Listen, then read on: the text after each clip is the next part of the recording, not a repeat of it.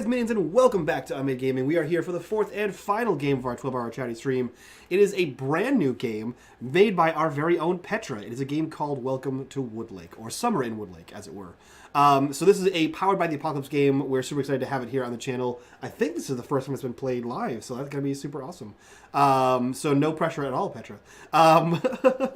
That being said, guys, we are a charity stream, so if you guys want to check in that donation section down below for all the fun things you can donate for, Nat 1s, Nat 20s, all kinds of cool stuff. And we are a sponsored charity stream, so if you guys want to check out Mage Hand Press, everyone who donates is going to get free supplements from them today. And we also have Easy Roller Dice, who is sponsoring our entire charity team. And once we hit certain goals on the charity team page, we'll be giving away awesome dice from those guys. And if you guys want to support the channel, please check out our Patreon. That's the best way to do that.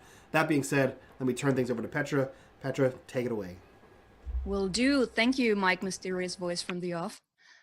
Yes, welcome everybody. Welcome to Summer in Woodlake. And as Mike said, this is my baby. And as far as I know, this is the first time it's been ever played.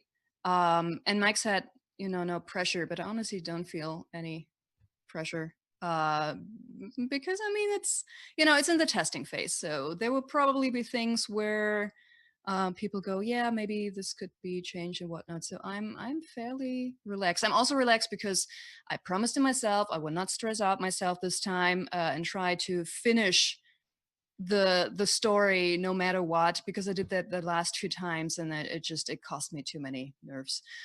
So we'll take our times with introducing the characters, talking about bonds and conflicts, and then we get things on the way, and then yeah, we'll see where we end after about 3-ish hours.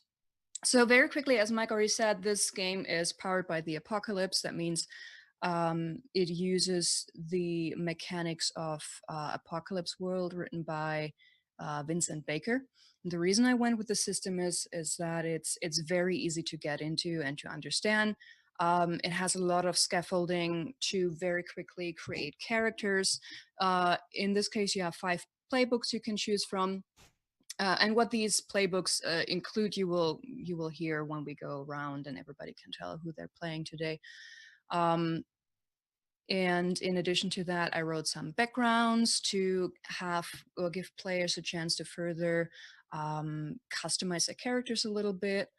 And then there's not a lot of dice rolling and rules in general involved. So whenever somebody wants to do something that furthers the plot, they will probably trigger a so-called move. If they want to persuade someone to give them some information, or if they want to use violence, or if they want to run from danger, and then the players will roll 2d6 and add certain bonuses or penalties. And there are only 4 stats. And in this case, I decided on senses, body, mind, and heart. And then all of the moves, they correspond with one of the 4 senses of the 4 stats. And so the basic premise of the game, it is a supernatural horror RPG. And the idea is that a group of childhood friends meets up in their hometown of Woodlake during summer break. And they're there to have a good time together. But everybody knows that it's probably going to be the last time that they will spend summer break together as a group, because life has already begun to lead them on different paths. People have started to head off to college and whatnot. So they want to make sure that, I don't know, every day counts, if you will. But also they know that if in the past there have been things that were left unsaid, or got conflicts that were never really settled, the summer will probably be the last chance to deal with those.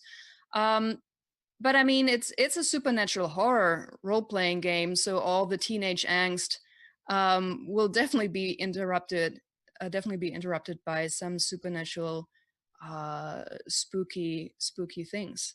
And I leave it very vague what kind of supernatural entity or situation, let's leave it at that, the GM wants to come up with. I mean, if you've ever seen shows like The X-Files or Supernatural, you will have a shitload of ideas that you could use for this RPG. So um, investigating or running from the supernatural is as important in this game as is interaction between the characters. Um, because figuring out certain things, talking about conflicts that happened in the past, trying to solve them, will actually grant players a bonus that will help them, hopefully, to get through the supernatural craziness in one piece or mentally as unharmed as possible. Because the characters or the PCs can die in this game, and or they can experience a mental breakdown if they just can't handle the supernatural things that they run into. Um, blah blah blah. Let me quickly check my notes here. Oh yeah.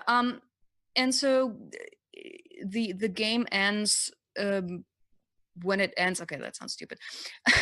So the players don't necessarily have to solve whatever is going on in Woodlake, because I specifically wrote this game to be for characters that are normal people. Nobody has superpowers. Um, so being faced with terrible supernatural things that they cannot explain to themselves uh, will probably make them run, or maybe not. But if they run, it's that would be perfectly understandable. And then lastly, our game today plays sometime in the late 2000s. I don't know, 2009, 2010 ish.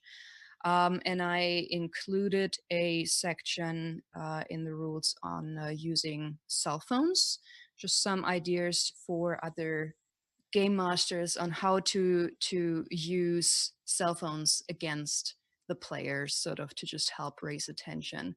That being said, obviously you can have this game take place in the 90s, in the 80s. Nobody will stop you from doing that. But I specifically wanted to have a game that plays in this day and age, so in the 21st century. Okay, that's enough intro. Let's find out who the characters are, the players and their characters. Let's start with the gentleman in our round. Jack, tell us, who do you play today? What is their name and age? What do they look like? All the good stuff. Absolutely. So today I'm going to be playing a high school graduate student by the name of Andrew Gallo, who is just 18 years old, and he is quite tall with short brown hair and green eyes, that sort of thing. And he was very well known for being a theater student at his local school. He was the president of the theater club until he graduated high school, and he has Sorry. Mhm, Do go you ahead. still identify with that image of being the theater kid? Absolutely, to the point where he is kind of elected to not go to college, and instead he's working a part-time job trying to raise up money so he can drive out to California and become a movie star. Nice. Yeah, trying to escape the small town he's at and the conditions he lives under and make something of himself, become famous and all that kind of thing. Cool. Could you let us know real quick which special move you picked from your back? So for the audience, the theater kit is one of the backgrounds that you can pick, and each background comes with 2 special moves, and then the player can pick one of those. I took the silver tongue ability, which is +1 to persuading whenever I'm telling a lie. Nice. Okay. Yeah, I tried to remember that you have this thing. Please also try to remember. Okay, for now, let's move to the next person. Abby, what about your character? I was muted and now I'm not muted. Oh my goodness.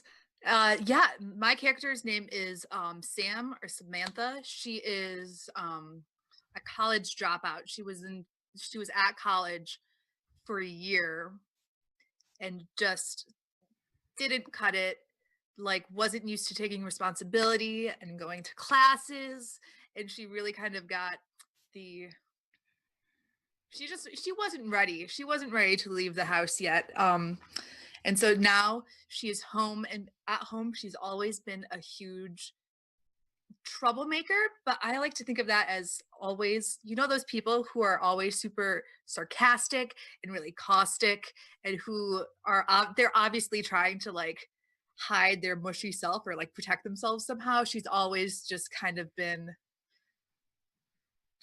really, really tough to be around, I guess. But yeah, I'm super excited for this. How old is Sam? She is or 19. 19. Mhm. And what does she look like? Does she also wear a beanie? Yes, it's the beanie of troublemaking. Obviously, this is to let everybody know. +2 to troublemaking. Yes, it's the trouble beanie. I think that she's probably on the shorter side, a little chubby, really dark brown hair that's probably chopped really severely at her chin. Is always wearing either hoodies or like a jacket. Just kind of like slumps around all the time. You know what I mean? Mm-hmm. Andrew, I have to come back to you to a second because one thing I forgot. Who are Andrew's immediate family members, and sort of what is your general what is the atmosphere at home? Yeah, so Andrew is a only child, and he has his parents at home, and he'll tell you that everything at home is great, and they're just a normal kind of suburban family, kind of lower income, but everything's great at home. Mm-hmm. So just the parents or any other relatives? That said, he has some grandparents, but they live way across the country, and he hadn't seen them in years. Okay, cool. Then on the family thing, Abby, I'm coming back to you. Oh yes. And Madfish. Madfish, first let us know who you are playing today. I am playing Dylan. She is Samantha's younger sister. But you'd probably not know that to look at them. Dylan is she's kind of average height. She's very pretty. She's very tan. She has really, really good hair. She puts a lot of effort into her look, into her clothing. She's, just one of those, super overachievers. She's always the height of fashion, wearing whatever's the trendiest right now.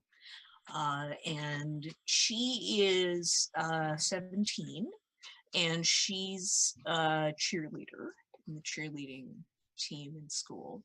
Mm-hmm. But she, always kind of liked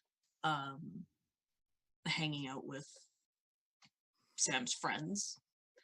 And yeah, she's very much, the popular girl at school, and very stereotypically that.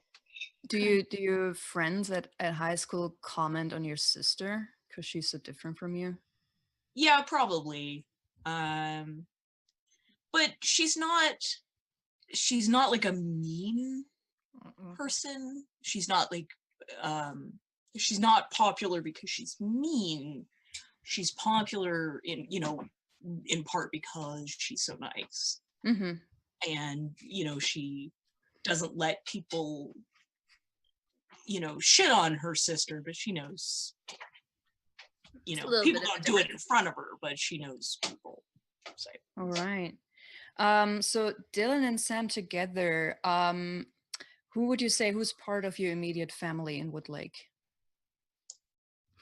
I would say probably What do you think? I'm thinking a nuclear family because that to Yeah. me that's kind of funny. So like a really kind of like overprotective, kind of high-strung mom and like a working dad. Oh yeah, the old like pipe smoking in Yeah. front of the, you know, Whatever your mom says. Yeah. yeah, very, very, very like, yeah, like the white picket fence. Yes. the Yes. whole- Yes. Yes. The whole thing, it's odd. Like it's Mhm. too, it's just weird. It looks too perfect from the outside. Yeah, Like the parents are like involved, or at least the mom's like involved in the community and PTA and like, yeah. Dad's always out there mowing the lawn on Sundays. how you doing, Jim? Yeah, exactly. Like a polo Classic. shirt. Yes. Golf shirts all the time. Yeah. Yeah, mom wears pearls. Mhm. Of course she does. Of course she does. Any other mention worthy family members, grandparents ish? Maybe we have got a grandmother that lives in maybe a little town over or something. Yeah. That and maybe also like a really rich aunt who's just traveling all the time. You know what I mean? Yeah. Everybody has that aunt who like the single aunt who comes and visits and they're like, you're so cool and you just have been everywhere and I just Yeah. travel for a living. Yeah, or she's in the Peace Corps or something. Yeah. Love it, love it. And then Sam, what is your special move that you chose from your troublemaker background? I chose, I think it was quick fingers. Here, let me look real quick. And scrolling. Just ignore me. I'm scrolling. It's fine. Oh no, it was up here. No, I passed it. Sorry. So good. But yeah, if it's quick fingers, then you're really good at making things disappear or replacing something for something else. So it's +1 to push through or steal, I believe, is what it is. Hold on. Where is it? Oh, it's a troublemaker. Hello. Oh well, if it comes to the point where you'd like to steal something, I'll let you know. college drop. I'm missing one of my. So you're Indiana Jones with Oh no switching no no! I have it. the little statue for the bag. Yeah, here I got it. Quick fingers. You're looking for what? Sorry to hear that. I didn't see anything. Add +1 when you push Yeah. through or steal or replace something. Yeah. So pushing through is a move that I wrote that applies whenever players are trying to do something that's in any way, shape or form physically challenging. Can be anything from balancing on a wall, trying to fiddle and untie a really complicated knot, or even pushing through in the sense of escaping danger. So I just decided to have one move where all of that can fall under that. Cool. And then Dylan, what is your special move? I picked You Can Do It. So I give a pep talk when 2 or more friends are trying to push through, and they get a +1. But not you. Not me, no. Because you're taking one for the team. Yeah. You guys, my little sister's like the sweetest. To be such a bitch. And then lastly, we come to Mr. Ginger Ninja. Who are you today? Isn't her power out, I believe? Yeah, it's still out. She's not back, unfortunately. Wait, power out? Oh no, Yeah. is she? Mm-hmm. Her power is out. Yep, the whole block, they said. Oh no. Oh, it's probably the whole Stormy. Is that still? Do they have still stuff with? It's funny. I asked her if if there was a storm. She said no, but apparently the whole neighborhood's out too. So, yeah. Unfortunately. Well, let's hope she can jump back in soon-ish. Yeah. So I'm just gonna do a quick replacement introduction. So Ginger is going to play Lacey today, who's a college freshman and also a nerd. And yeah, that's all that I know. Then let's go over bonds and conflicts, because every playbook comes with a little section called bonds and conflicts. This is really a staple, I would say, in the apocalypse world mechanics, and I like it a lot because it binds the characters together even more closely.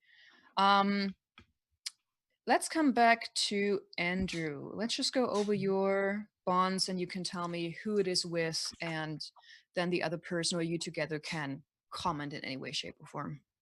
Sure. So the first bond I have is that Andrew has always looked up to Sam, because Sam is kind of the troublemaker. Sam does what Sam wants to do. And Andrew, you know, has these dreams of packing his bags and going across the country and trying to live his dream. But he's always been kind of afraid to, you know, really do it, to get in his car and go do this. But Sam always does what Sam wants to do. And Andrew just really looks up to that and appreciates it. I don't know if Sam wanted to add anything to that, or if that sufficed.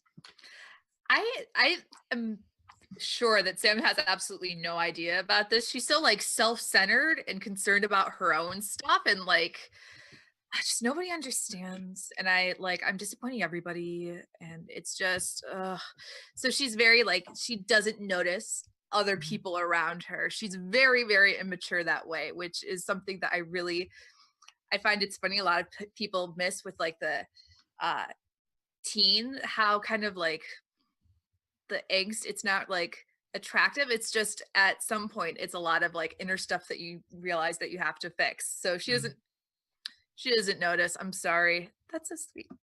Yep. Then the next one is not too long ago, Andrew confided something in Lacey.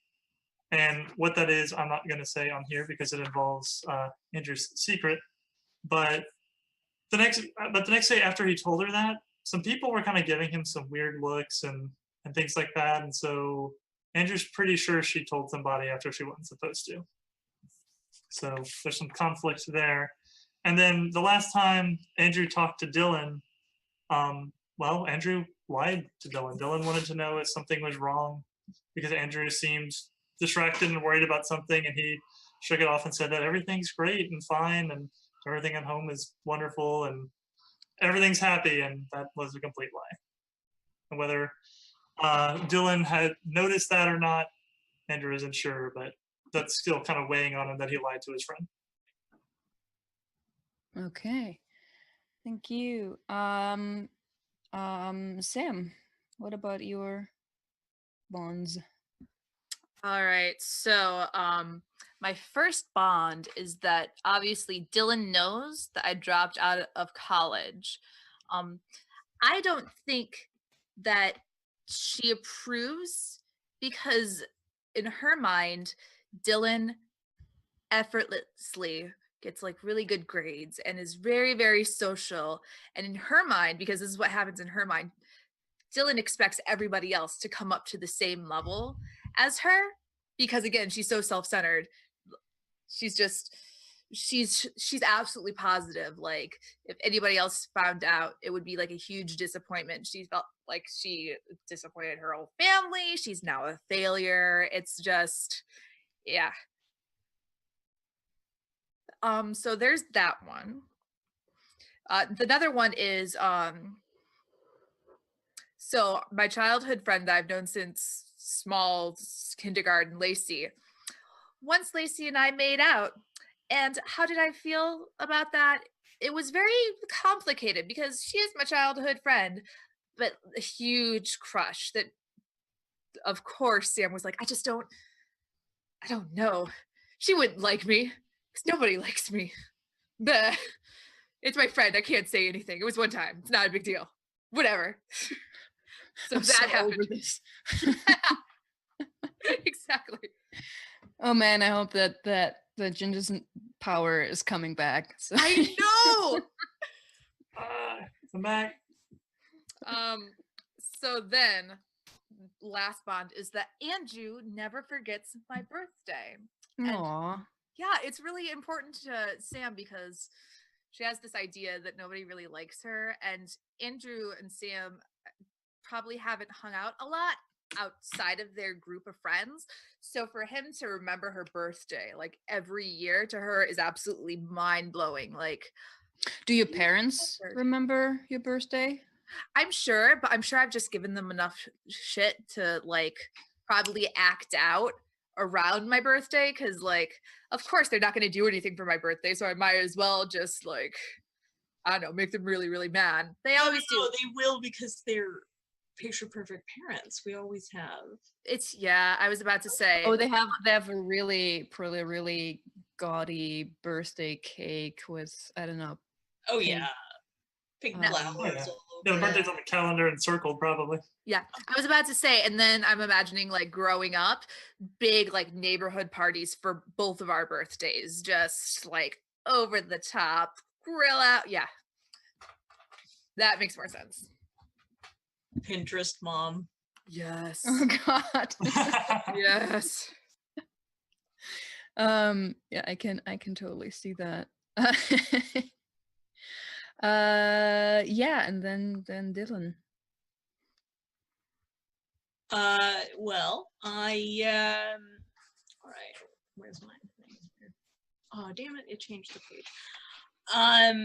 One of them I know is that, Sam, even though I hang out with them, you know, and I have been for a long time, you know, just because I'm younger, I'm always like, she always makes me, there's always some element of it that I feel left out. There's just somehow she makes me feel, I don't know, like I shouldn't be there. I'm not cool enough to hang out. But this is Sam's. Like, can I just have one thing without you hanging around, Dylan? Gosh, these are my friends. I'm gonna hate myself so much this game. No. Happy birthday. Yeah. I think it's more just the yeah, like I think it's more also like I think Dylan doesn't even intentionally try, you know? It's just her other friends just kind of like Dylan. So she's just like, oh, I don't want to be rude. And then yeah. And oh, I forgot the last one I do that. So my next one is I have a crush on Andrew, but I have never told him. I've never told anyone except, I mean, I've never told Sam, but Keep I a mean, diary? Because if you keep a diary, oh yeah, like Sam's read even that if- shit. oh for sure, and like even if I did, you're my sister, you would I know. know. I You'd know. figure it out. Yeah, and Andrew would be completely oblivious to this as an Oh, for 18-year-old sure. teenager. And you Yeah, know, Sam's and super especially obnoxious. since So did we have scenes like Sam sort of all cool with the hoodie leaning in the door and being so you like him or what? And she's like, go out and leave my room, and like just We're throwing like, something. So did you see Andrew today? He looks pretty good. shut didn't he? up. I'm just saying, like, Oh, jeez. So the last one I forgot about is someone helped me in a time of need.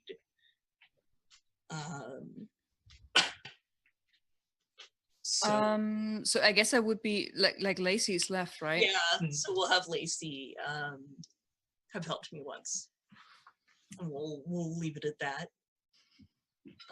Sounds good. So just in case, I mean, it doesn't look good, but just in case, Ginger Ninja's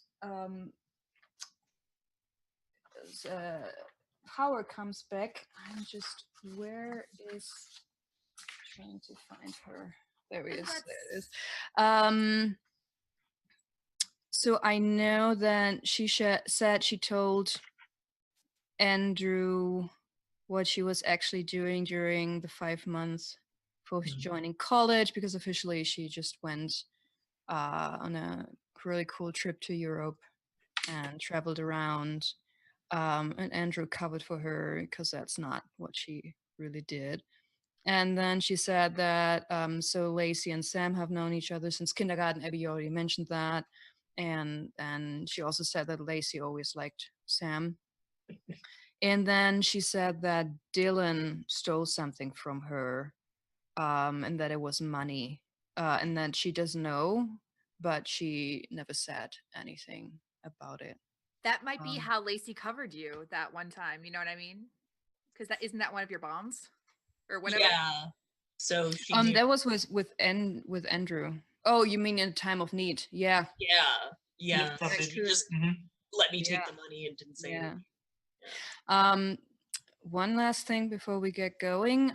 So for all of you out there who've never played any Powered by the Apocalypse games or Apocalypse World itself, those bonds and conflicts come with so-called HX modifiers. So behind each bond it says HX +2 or -1 or -2, and that is a modifier that becomes relevant whenever a player tries to help or help another PC or interfere with them, and there's its own rule, its own role for that. You roll 2d6s, and then you add the HX, so the history modifier that you have with them. Yeah, that is how that works. And now let's go and let's move on to summer in Woodlake. So summer break has been going on for a couple of weeks, and I don't know for how long all of you have been there. If maybe Sam, you as a dropout, maybe you've stayed away for a little bit so that your parents wouldn't know that you already dropped out. Who knows? But anyway, you all get together for one of Woodlake's summer camps. It's so the camp that's going on right now is one for kids from age 6 to 10, and then in the weeks following they also offer a camp for teenagers. And in the past your parents all sent you at least to the kids camp, and then later on they let you decide. But going to kids camp was pretty much a thing that everybody did, and so you have a lot of memories of those camp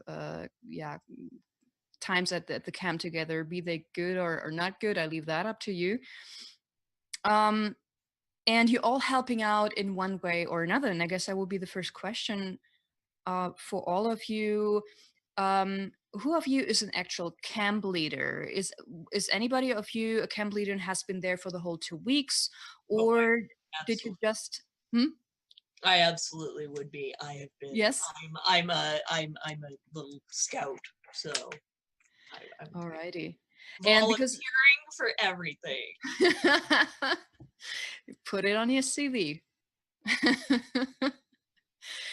So the other option is if you don't think that your character would want to hang out with kids for 2 weeks, the other option is that you meet up with Dylan for the final event. It's like the big thing, the final game that ends on the last night of the camp, after which everybody will be sent home.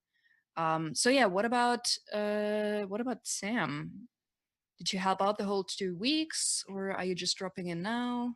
I'm going to say that she helped out the whole 2 weeks, not because she wanted to, but to get out of the house. She could not stand being alone with her parents. She just has to get out. Oh, they will have a lot of questions, like how your first year, how the semester was, and Oh, it was fine.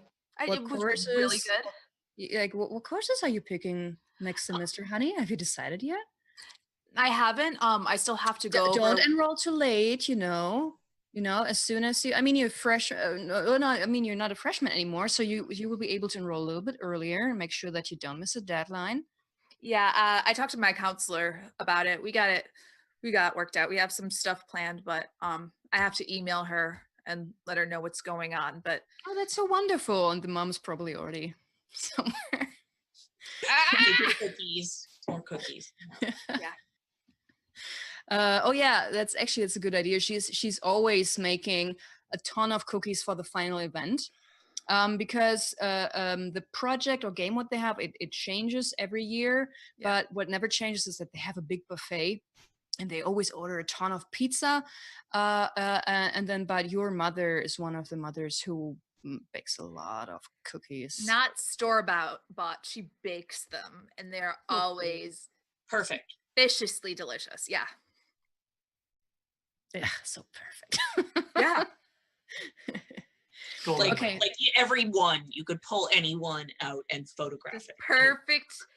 Yeah. It's like she cut them out with cookie cutters and they're just like perfectly baked. Yeah, so when you come into the kitchen, and because your mom told you that honeys, you don't forget to take your cookies with you today. But before you were able to take them, she was like, no, hold on, and she placed them in a very fancy way and put I don't know, something for decoration, and then Instagrammed it. And As she's doing this, I'm like, Mom, that's not, you know, it's just gonna a get dirt. moment, just a moment.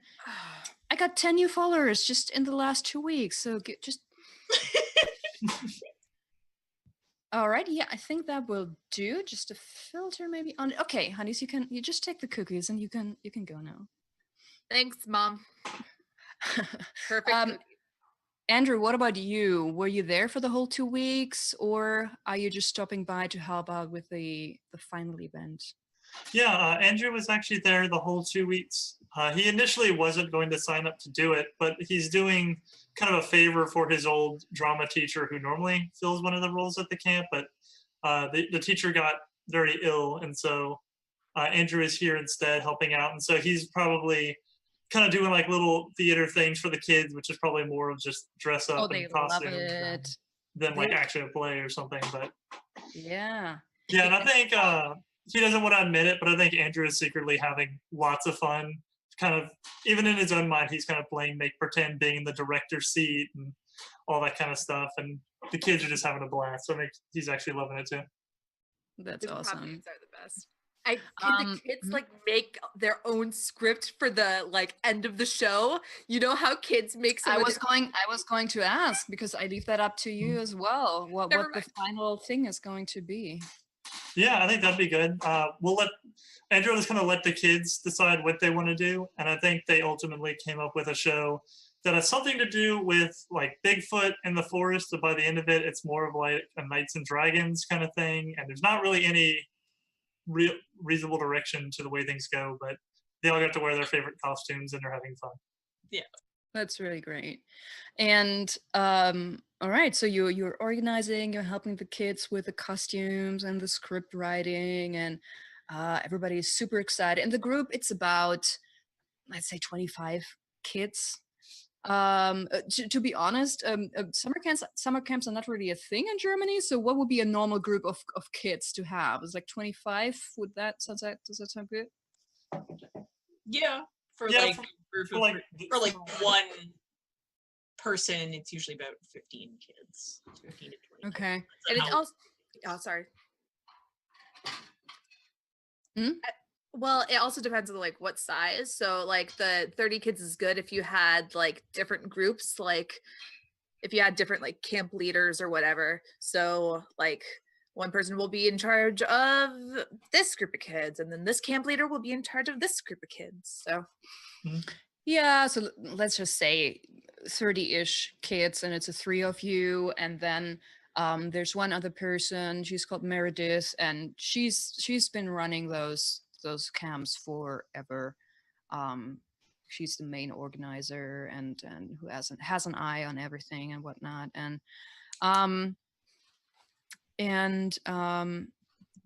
Do you have generally good or negative memories of your own days at the camp? I mean, you're helping out now, so I can only assume that nobody was traumatized ever by, I don't know, being thrown into the lake, or, you know, children trying to feed you to Sasquatch or something like that. I think um I think when Dylan was like really young, you know, she maybe had a little bit of a bad time with some kids being mean, like socially mean, not physical or anything. Mhm. But you know, coming back and working there, she's more like, you know, trying to keep the kids from doing that sort of thing and trying to be super positive. Sounds cute. Yeah, I think Andrew would have discovered his love of theater many years ago at the camp, whenever a very similar camp leader to himself made him wear a cool costume and make up his own play. And so I think he's kind of having a nice blast of nostalgia because now he's the one running the camp. Awesome. What about you, Sam? Sam definitely actually has positive memories, not so much about the camp activities, but a lot of times she would like sneak away into the forest or by the lake, and that kind of like solitude and the cool, like, you know how when you're a little kid and you're like going out in the woods either by yourself or with a group of friends, and it's super sneaky and you tell each other like scary stories. It was good times. And do you feel Good like you know all the shit that you I know know all of the shit. You have it all. I know all the hiding places. I know all the places where the kids will try to sneak off. I know all the little hidey holes. I know about the little like camp, the outing in the woods that a lot of kids have gone to for years and years. To like, yeah, I know everything. Obviously. Awesome. Speaking of lake, just to give you a general idea, so you have the town of Woodlake. It's about 20,000 or so people living there, and then on the north side you have the lake. It's of the longest shape, and then the forest is kind of half wrapping around the town on one side, but also the lake, and it stretches quite some distance. And so the cabins that are used for the summer camps and also for other occasions are not too far from the lake, like a 5-minute walk, and also not too far from the like the edge of the forest. And from there, you could easily walk 2.5-3 hours before you have a road cut through the forest. But then it stretches beyond that for another couple of hours. So it stretches quite some bit. Oh, and yeah, I just realized I never mentioned that. Uh, Ultimately you can place a game wherever you want, but I went with the Pacific Northwest for obvious reasons. So in my head we're somewhere in Oregon right now. Okay, so yeah, so you help the kids preparing everything, and then the big evening has come, and all the parents were invited, and you're all together in a it's not one of the cabins, it's almost like a bigger it's like a bigger building that has something like a hall that can easily hold a stage, and then you know you set up chairs, and then there's a buffet on one side, and it's the parents are super proud. You have a lot of them with their cell phones and you know filming and whatnot. And as Andrew said, there's no particular rhyme or reason to to this play. That it starts out somewhat coherent, but then it has this non sequitur kind of reasoning and also humor that kids have, and that they probably find super hilarious. I mean, just kids, yeah, they have the time of their life. Just imagining them on the stage, one person in a Bigfoot outfit, just running around in circles, screaming, making fart jokes regularly, just Stomping in their giant. Another kid's got like a foam sword and is chasing Bigfoot around, just whacking him with a sword. It's probably something like that. And as you get, so it's early in the evening. Probably, I mean, it's summer, but we're getting to the point where you can see outside the sun begins to set, and you're getting close to the grand finale, where it's just going to be madness on the stage. And uh, all of you notice, because you're I would say, Andrew, you're half behind the stage because you help them with the script, so you probably can help them out if they forget their lines. It's not really that big of a deal, but you promise them to be there and just help them out. And Sam and Dylan, you also close just to make sure that everything works fine. And at some point, you notice that two of the kids in their costumes come to they come from behind the stage, and they really they look kind of confused and worried, and they look like they're trying to find someone to talk to. Okay. Yeah, I think Andrew being close and seeing that, I think that's kind of like what he's been doing, is getting them ready.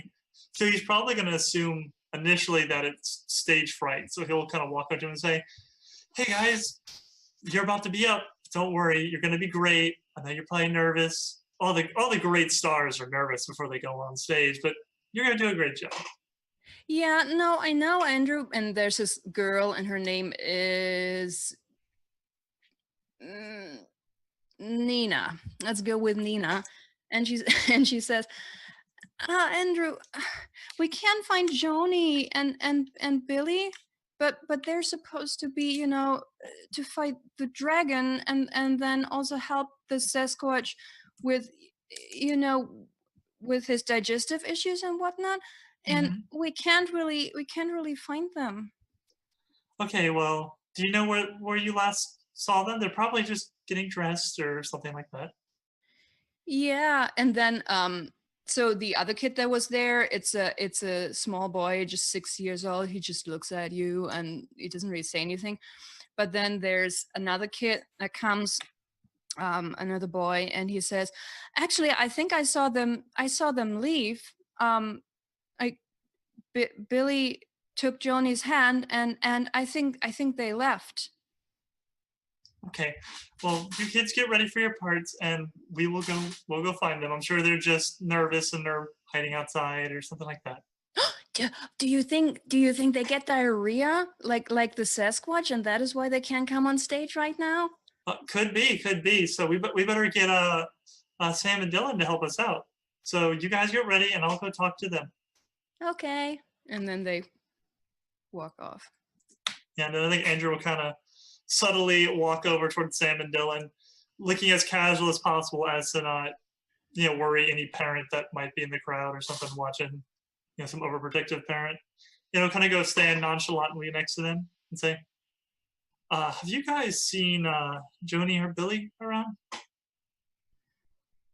Which ones are those? Well, Billy's the kid that's supposed to come out at the end with the big axe, and Joni's the one that's playing the nurse. You see me like turn around, and she does this really quick count of all the kids. Mm-hmm. And she noticed there's two missing. Yeah, and it's just the two. Okay.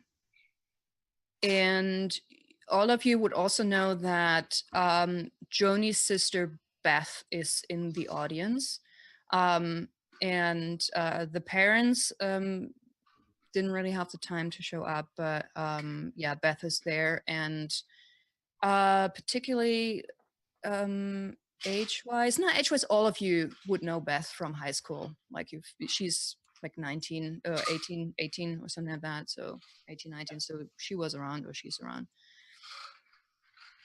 Okay. Yeah, they're not like here. Sorry, come again. They're not like here. I don't know how that happened. And at this point, Meredith comes to you. So again, she's the one who's been leading those camps forever. And and she comes in.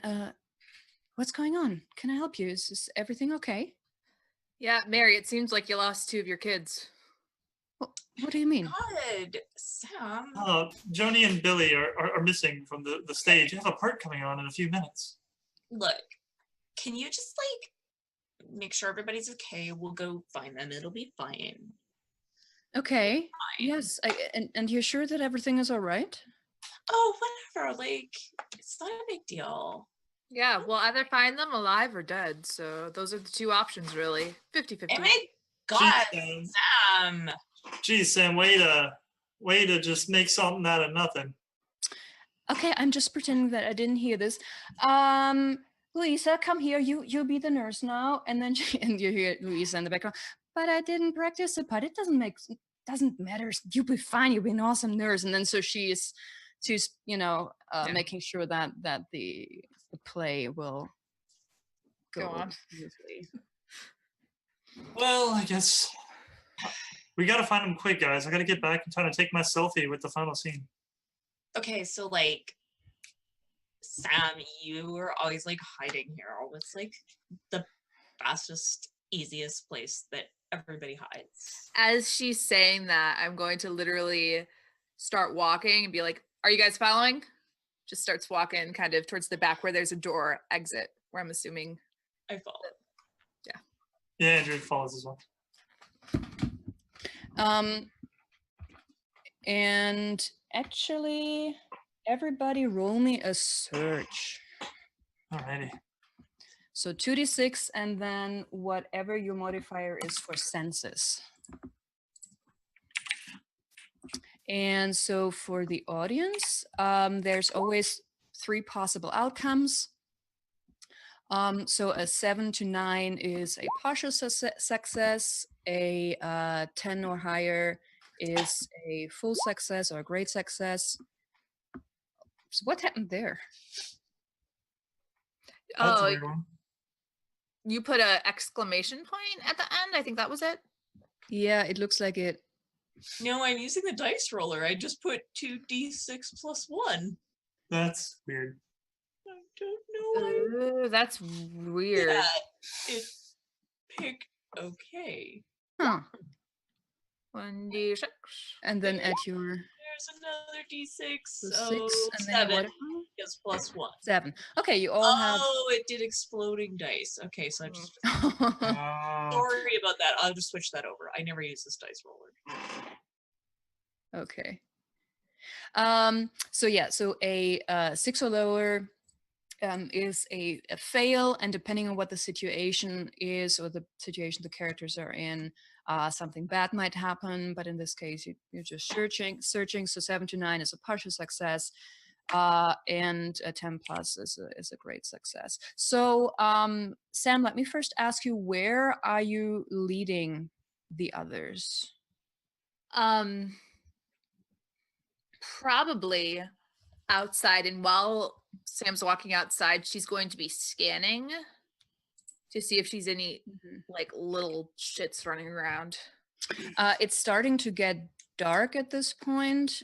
Are you taking flashlights? I was about to say I'll probably just use the phone flashlight. Or that.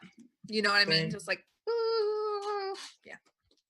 Yeah. Okay. Yeah, Cool. I have a flashlight that clips to my belt. Of course. Of course. Of course you do. So Prepared. Or do you have one of those that you can? A spelunker? No, those Yeah. are cool. These are extremely. I used one of those for the first time a while ago when I went camping for the first time. I don't like And them. these are. They came in very handy. But anyway, It's too close. So sorry, Sam. I kind of blacked out. Not blacked out there, but what did you say again? Where are you going to lead them? Probably going walking around the initial like camp areas first to see if they're there in the cabins, and then if they're not anywhere within the camp, probably leading them towards the lake first. Yeah, okay, so you're looking around the cabins, probably also knocking at the cabin doors, because that's like the first way to start. And then you're about to lead them to the lake. But one of your lights from your cell phone or from that flashlight comes across or streaks across something colorful that lies on the ground, leading away from the lake, so further upwards into the forest, about 20 or so feet away. Oh my God, what's that? I guess I'll go check it out. You guys aren't. I want you to break a nail or something. And Andrew will go over there and see what it As is. Andrew says this, Sam's like, break a nail? Are you kidding me? As she starts walking behind Andrew. God, I'm on the rugby team, right? It's just a joke, guys. Jeez, calm down. I think we all know you're on the rugby team, Dylan. Whatever. So when you get there, so you could only see that it's so in the slowly fading light, you can make out there was something colorful. As you get there, you see that it's a piece of costume, not piece as in ripped apart. It's like a tunic, and all of you would know that this is what Billy was wearing. It looks like a wannabe medieval kind of tunic in like green and with golden sort of decorations on it. Yeah, seeing a piece of theater on the ground, Andrew will immediately pick it up and go, This is Billy's armor of protection +1 plate armor. It must have come this way." Yeah. Oh my God, why would he drop it? That's so weird. Is it okay? +1 armor of protection. Yeah. Is it okay? Is it broken? It looks. I mean, it's kind of dirty from being on the ground, but I think it's okay. It's fine. It's just it looks like it was just dropped casually. It's not dirty. I mean, when you pick it up, it's probably something that stuck to it that was on the ground, on the forest ground. I'll reverently brush it off and then fold it.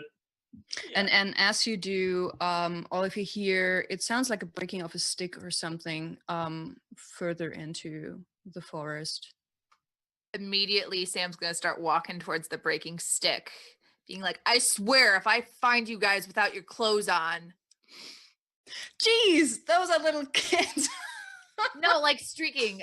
If you've ever been with like little kids, I'm a nanny Which for I- like little kids. I didn't. They do that. Yeah, they'll just to be obnoxious. Yeah. Mm. I'm naked. You see in my butt. Yeah. Okay, so Come on, kids. Guys, So you're gonna miss it. Come on, you were so excited. yeah, the others are following. So Sam is walking ahead.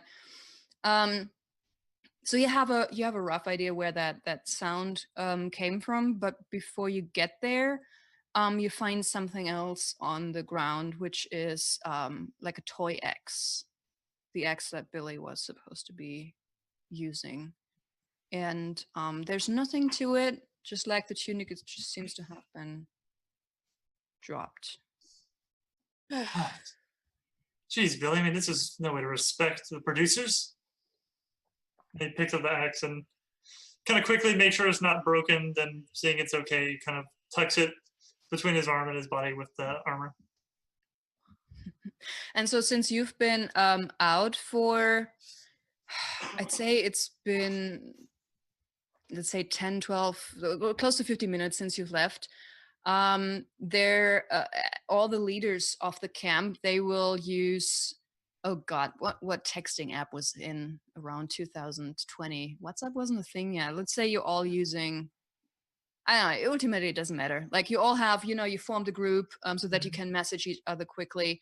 And even though in a forest, you all know that you can walk for a good hour into the forest, and you will still have at least one bar on your cell phone. Only if you go further, then it starts to crap out. Mhm. And so all of you in this, you get a group text from Meredith asking if you found Joni and Billy. I'll just quickly type not yet and keep going. Okay. She immediately texts back, should I let Beth and Billy's parents know? Not yet. Can I text her back and be like, "You're the boss. Do whatever protocol demands." Text whatever you want. I mean, when Dylan is texting, you can probably see the ... that she's about to text, but if you want to just send Yeah. some... Oh Yeah. yeah, I'm gonna send like, "What are you talking about? You're the boss. You decide." Like, Yeah, I'm like not yet, Mm. but Well, and Sam can probably text that long sentence faster than Dylan can text not yet. yeah, Sam just kind of whips out her phone. And is like, okay, whatever. So Billy, Joni. As you're calling out, you actually, from the same direction where you heard this, the sort of the stick breaking sound, you hear some more rustling. oh my god, is that you guys? Where are you? Are you Get- okay? Get out here right now. I am done with this. And she's marching- Sam, are you charging ahead? yeah, I'm just charging ahead. Okay, as you're charging ahead, you see something white from the corner or out of the corner of your eye next to a tree. She immediately turns around like, And in front of the tree, there's Joni in her nurse costume, and she is all but curled up in a tight little ball, and sort of she's pressed her hands over her ears, and her eyes are wide, and she's just staring ahead. Joni, and immediately Sam's like inner big sister is gonna come out, which is a part that like you guys haven't seen before, but she's kind of gonna go like down to Joni and like pat her, start rubbing her back, literally sit on the ground. "Hey, honey, are you okay? Why did you come out here?" She the moment you touch her, she sort of jerks away and sort of looks at you with really even more fright in her face, and you hear her breathing heavily, and you and she tries to sort of shifts away a little bit from you, but then goes back to just pressing her hands over her ears, and Yeah. and she's also trembling a little bit. She's obviously scared of Sam. Dylan, can you talk to her? Sam's gonna pull out her phone and text Meredith, "Bring Beth and let Joni's parents know we found her." Very quickly the message comes back, "Where are you?" Woods. I don't know where exactly in the woods we are right now. Let's That's a say lake. let's say you can there's a very or like there's a sign that leads people onto hiking trails, and it's Yeah. a very known sign, and you can just let her know of that. That is I- fine. I could go. I can go meet her halfway and walk her over. But where's Billy? So Joni does not talk to you, and as Andrew moves away, so are you, Sam and Dylan, are you do you continue to try talking to Joni, or what are you doing? Well, if Sam's talking to her, I want to keep looking for this other kid, and Mm-hmm. Yeah. I'm gonna look around to see if anything's. Yeah. Yeah. Sam's just gonna be on the ground trying to make contact and just not touching her anymore. "Hey, Joni, can you hear me? Are you okay?"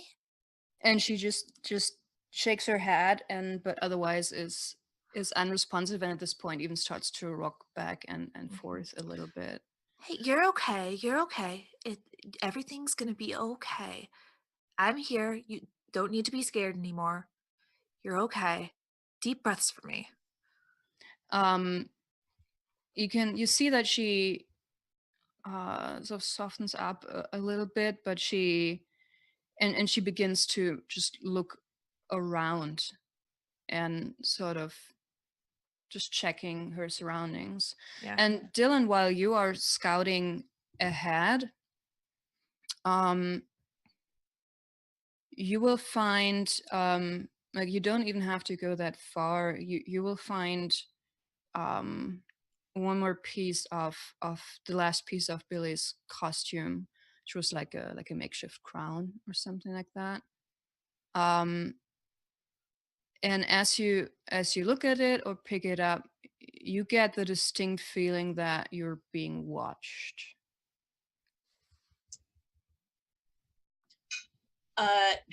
Guys, I found part of Billy's costume, and I'm looking around. So you see Sam in some distance, kneeling in front of Joni and talking to her.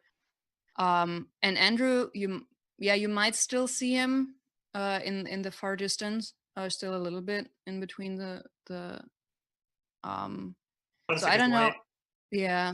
So I don't know if Sam can hear you, but this feeling, Dylan, that someone else is there just won't leave you.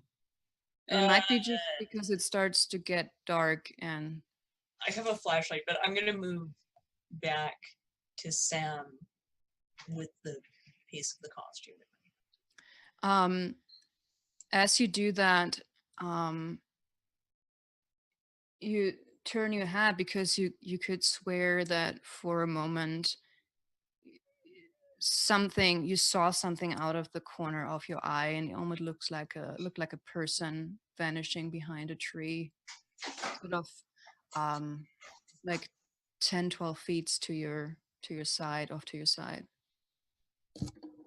Billy, it's okay if you're not in trouble. We just want to know you're okay. Did you see something? Yeah, and I found his costume. I swear there's somebody out here. Well, I think it might be Billy. And so I turned back to Joni. Hey, Joni, you remember Dylan? She was with you at the camp. We're going to take you back to your parents. Is that okay? um she just looks at you, but it doesn't seem like she's also still looking around, and she doesn't seem to be like you're not really sure if she's processing Yeah. what you're saying. And I would say at this point, Andrew and Yeah. Beth are sort of joining you, and you before they arrive, you hear Beth's voice like, so what happened, like where is she? And then you hear Meredith's voice and saying, she must be right here. I don't know exactly what happened, but well, let's find out. They probably just thought it would be funny to, and they come closer, and then they see you, and as soon as Beth sees Joni, she freaks and she goes, "Oh my God, Joni, what?" And then she looks at you, Sam, and Dylan. She says, "What happened? Oh my God, Joni!" And she drops down to her knees next to her and sort of starts to look her over. Mm-hmm. We just found her like that. She's not responding well right now. It seems like she's really scared of something. I don't know if Billy pulled a trick or what went on. But yeah, you might want to talk to her and see if you can get anything out of her. And I turned to Meredith. Yeah, we still don't know where Billy is. We found another piece of his costume over there. So we're going to go make sure that he isn't crawled up in fear, unless you have another idea. And Meredith, so you know Meredith, like she's a pro at running cams, but she's also someone who immediately panics if something actually serious happens. And Boy. so as when she sees Joni, she immediately takes her phone. It's like, oh, this is not good. This looks terrible. I think I should better call Sheriff Tucker. What do you think? Yes, I think that's the. Look at me. Calm down. Take some deep breaths. Mary, we got this. Call Joni's parents. Let them know what happened. Have Beth take her back. Try to calm her down. We'll look for Billy. We'll let you know. If we don't find him within an hour, then you can call the sheriff. Does that seem reasonable to you? Well, yes, I think, and while she's stammering away, Beth is quickly looking up. She's, in the meantime, she's sort of scooped up her sister into her arms. She looks up, she said, don't bother calling our parents. I will get Joni out of here, and frankly, I think I might be taking her to the ER, or I don't know. She doesn't seem to be hurt, but I've never seen her. I've never seen her like this. And then So sorry, like I don't know what happened. They were fine, and then all of a sudden we turned around and they weren't there, and then we found them like this. Yeah, and Meredith gets really flustered, and she's like, "Oh my God, this has never happened in 30 years."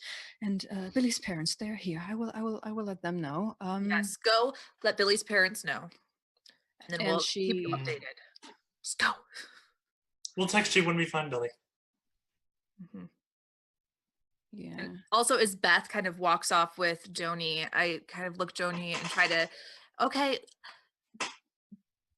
you're okay now. Your sister's got you. And I look at Beth. Keep us updated about what's going on. As you see the two walk away,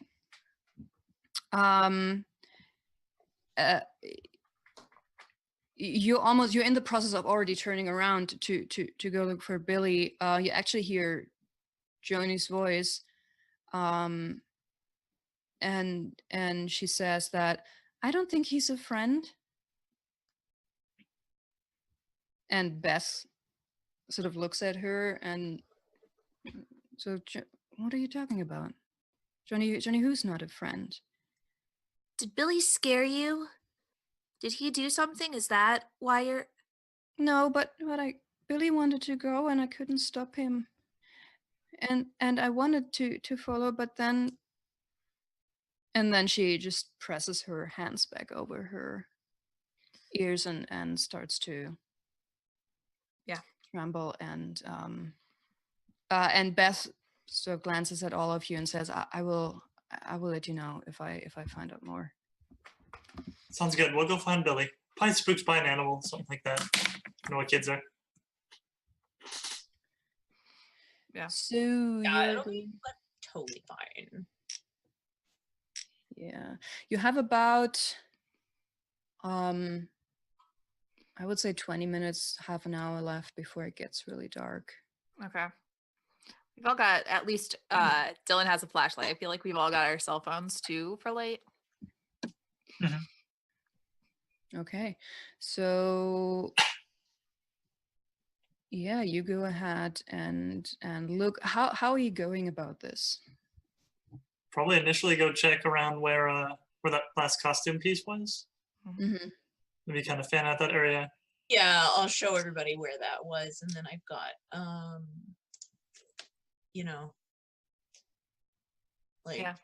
just kind of going fairly consistently across. Yeah. So you look around, but you can't find anything else. How long do you keep searching? Let's say from the moment that Beth and Joni are leaving. 1 hour, I think. Yeah, about an hour. I wouldn't stop. Okay. You're not even getting to the hour. You're looking around like 20 minutes or so, and you've gotten pretty far into the forest when you hear voices from behind you, and if when you look back, or as you look back, you see um, the light of flashlights sort of going back and forth. Um, and soon you hear a familiar voice because it's a small town. It's the voice of Maggie Tucker, who's the sheriff. So Meredith totally called. She totally called the sheriff, and at some point she will have caught up with you, and so Meredith told me what happened. We're looking for Billy. Yes. Yes, ma'am. Yes, Billy. All right.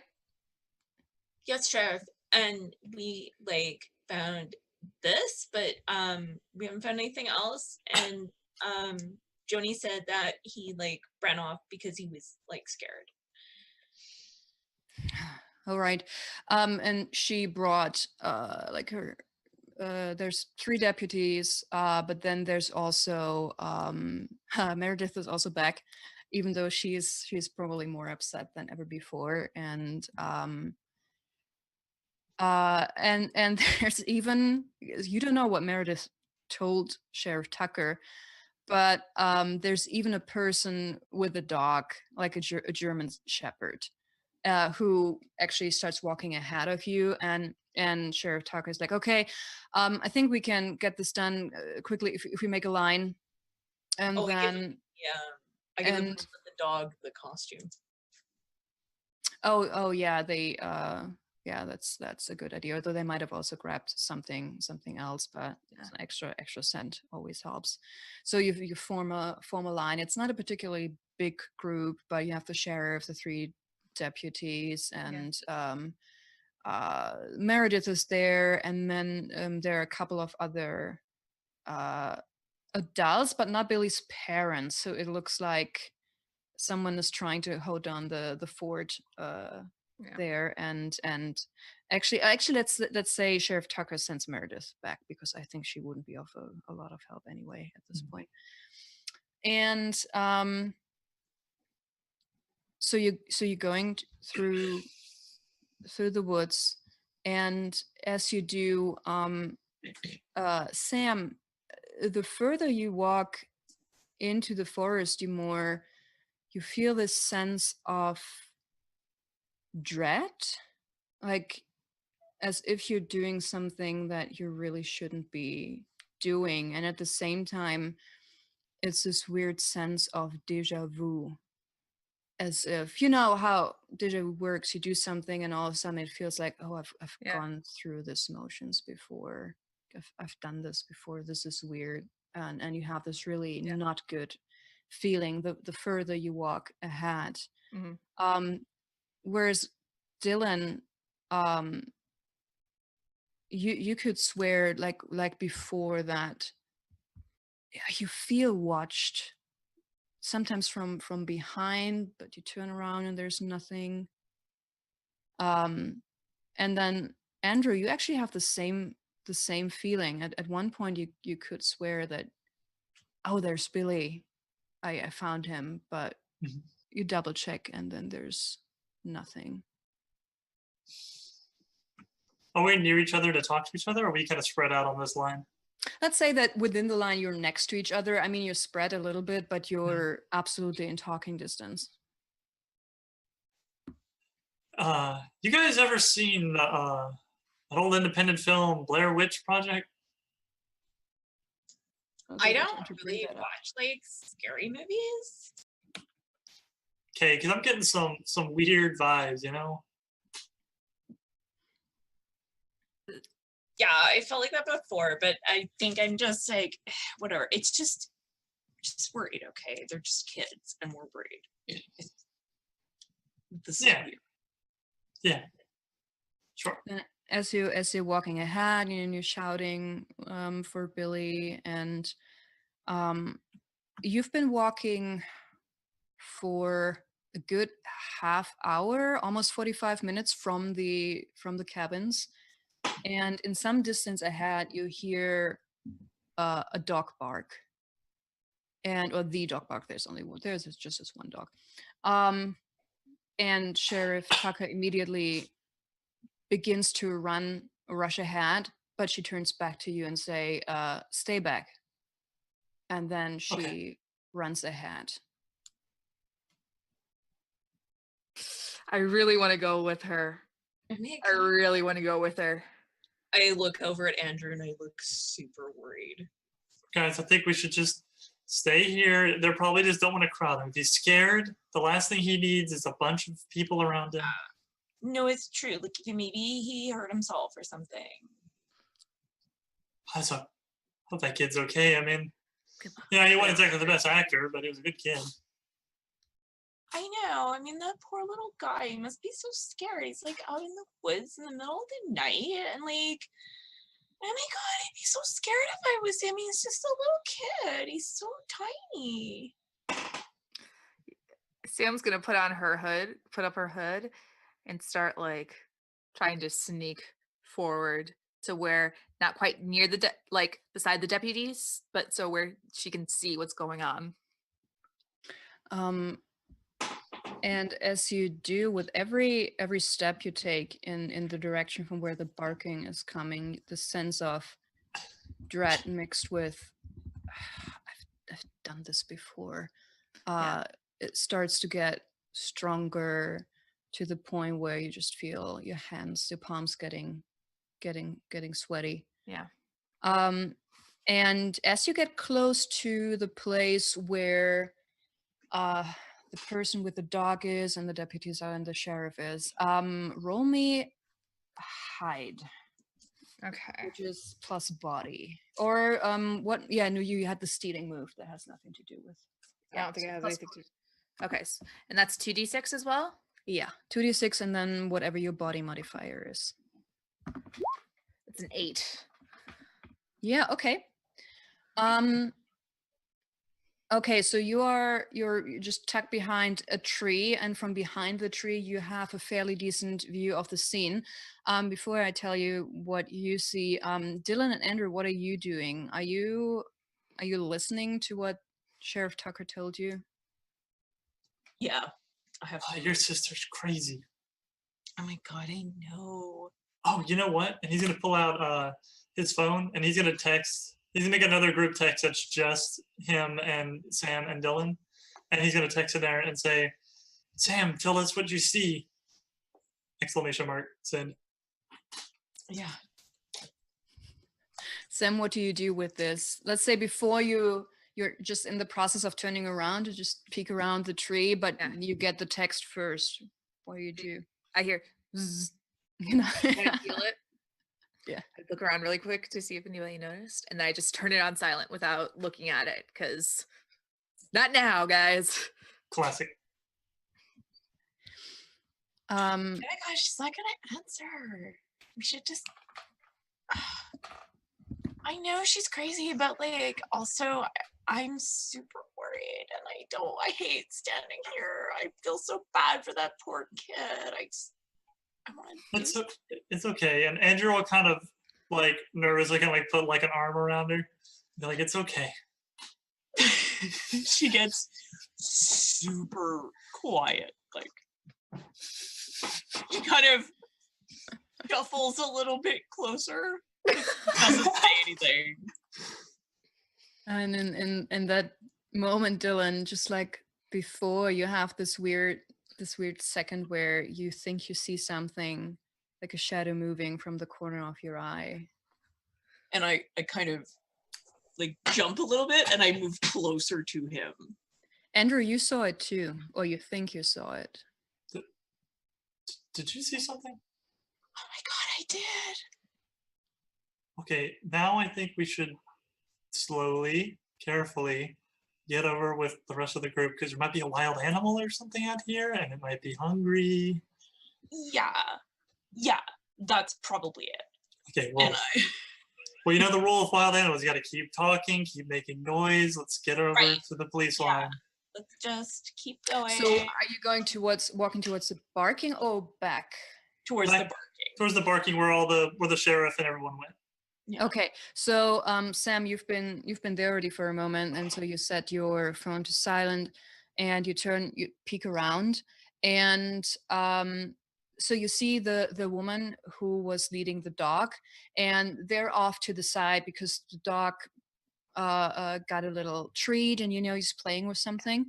So he got his little reward, and while the deputies stand around something on the ground, and it's not yet that dark, and plus they have their flashlights Yeah. out, so you can see that it's a small body on the ground, and the Sheriff Tucker, she's on her cell phone and making some kind of call while one of the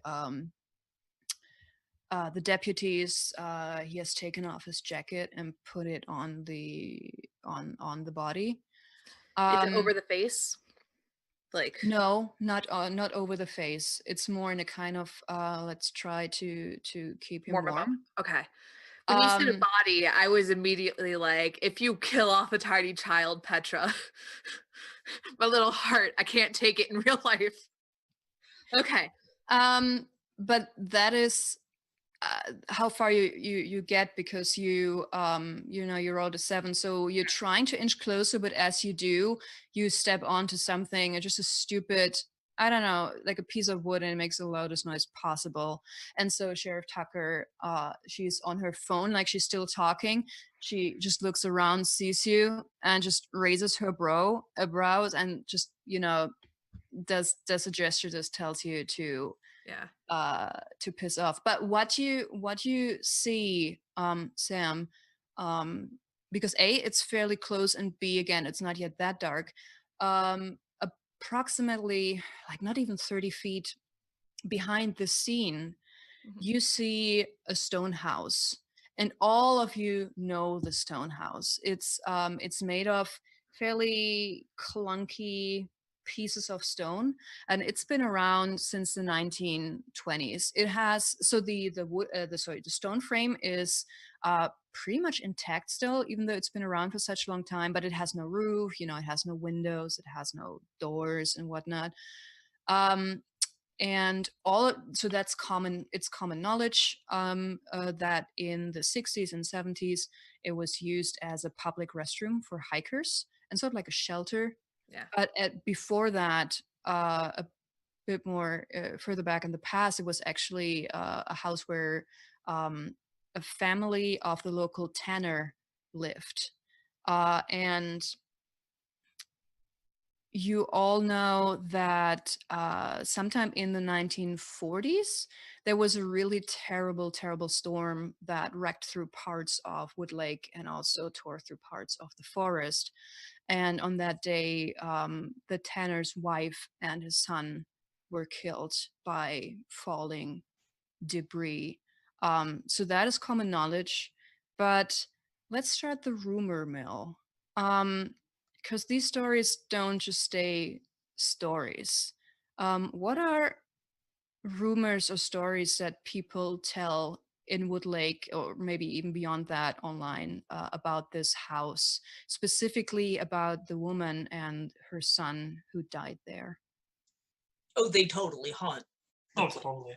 It's 100% haunted for sure. And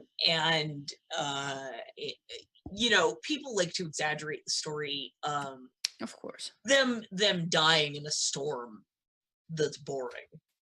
The dad murdered both of them. Yeah, The obviously mom- the dad murdered them. It's a conspiracy. I heard that the little son actually survived the incident and got all disfigured and stuff.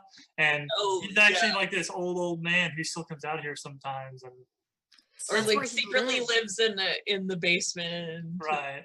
Yeah. He like lurks around. He goes to the camp every now and again for food, and if you're really lucky or unlucky, you can see him with a knife looking for food in the camp. Yeah. Yes, yeah, this is the stuff that's you will easily find variations of those stories online. But by day, it's actually a very nice place to go to because there's a lot of moss and ferns growing on the stone frame, and the light shines just right through the forest. It's very romantic. And actually, just the day before, you let the kids on a quick hike, and you stopped at that house, and obviously the kids know these stupid stories too, but so they play like, "Ooh, I'm the father. I'm gonna kill you," or like, "Ooh, I'm the mother, and I come to haunt you." And Yeah. and lastly, no, actually, I'm keeping that for later.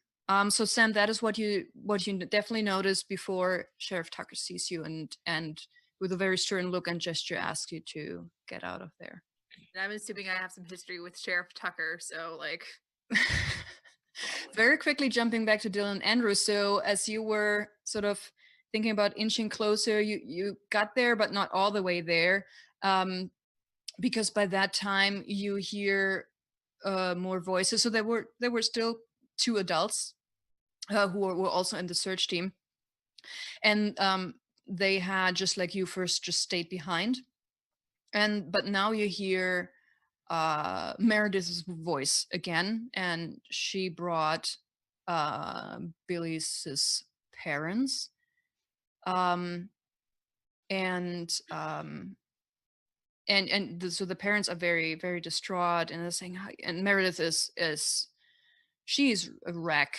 Like she is, I think she's in tears at this point, and she's like, I don't know how this could happen, and but Sheriff Tucker said that they're over there close to the stone house. And very quickly, the stone house, does it have any specific name, or do we just call it the stone house and everybody knows what we're talking about?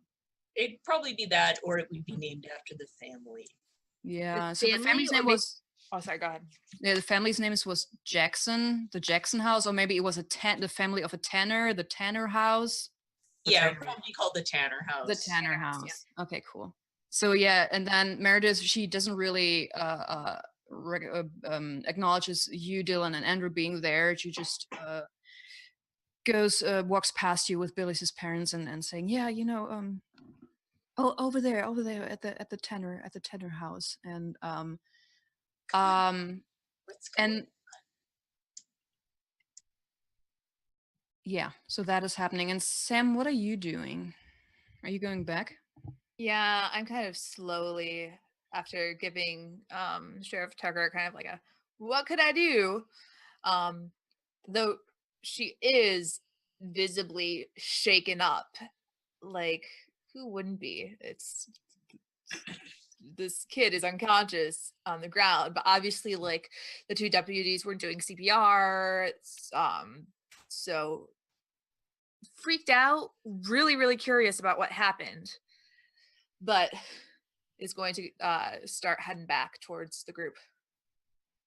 I would say by the point the three of you meet back up, you hear sirens, an ambulance sirens in the background. Oh my god. Sam, are you okay?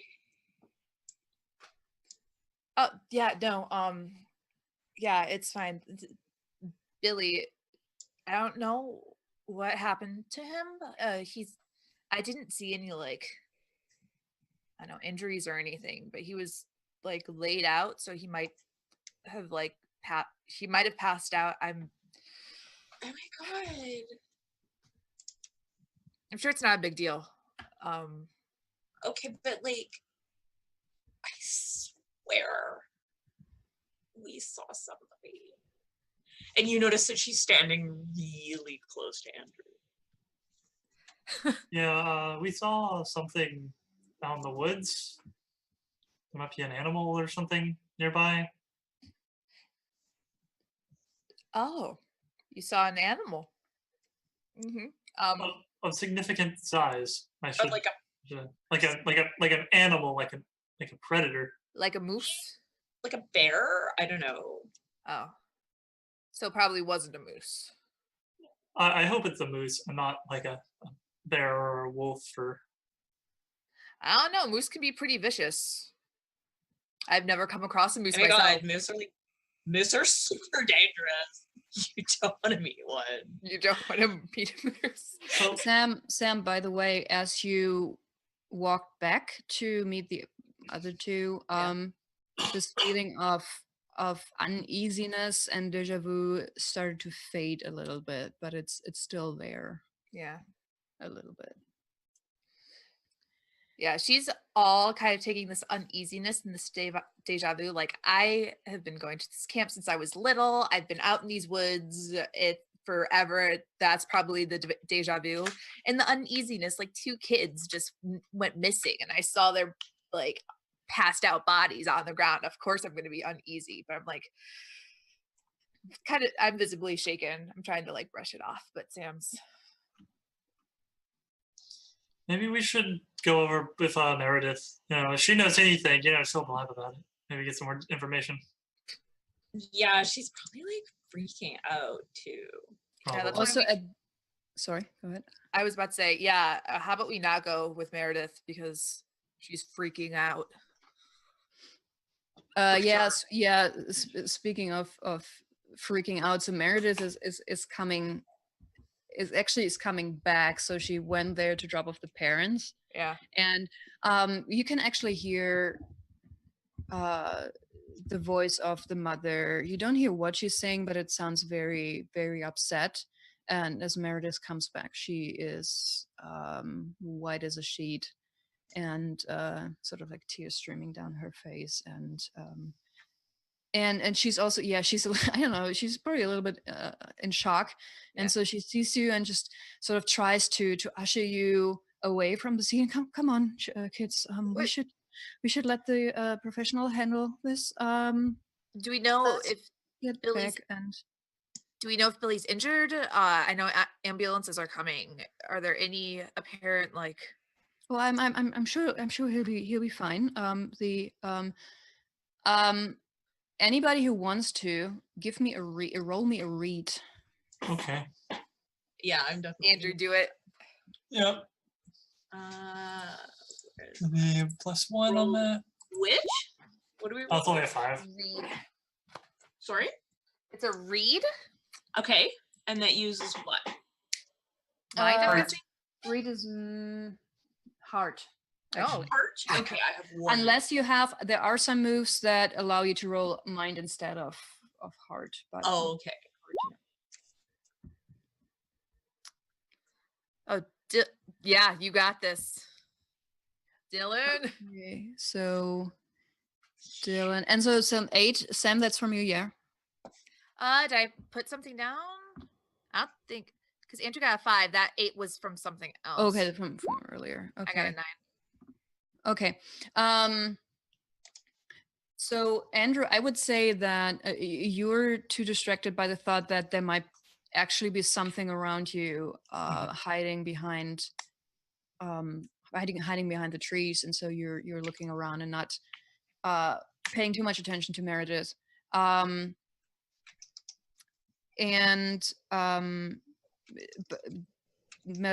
you can see that, like, you've never seen Meredith that distraught. Like, she freaks out. She can freak out about little things quickly, but this is serious. And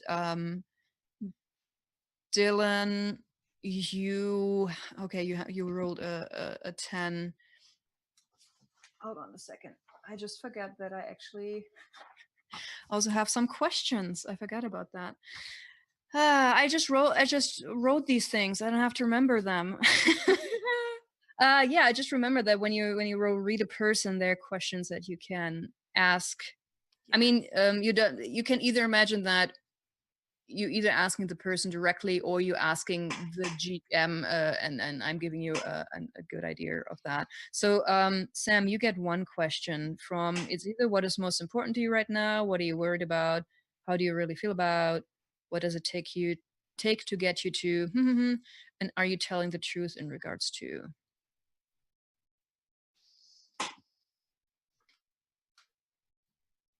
Wait, is that me? Yes, that is you. Oh shit! I thought you were talking to. Sorry, my bad. Okay.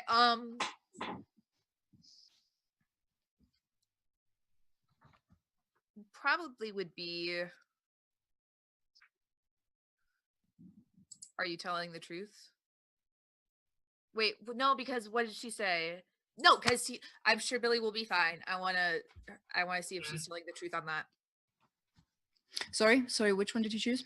Are you telling the truth on the Oh, when statement? she said that he's going to be fine. Yes. She doesn't really believe it. You can tell that.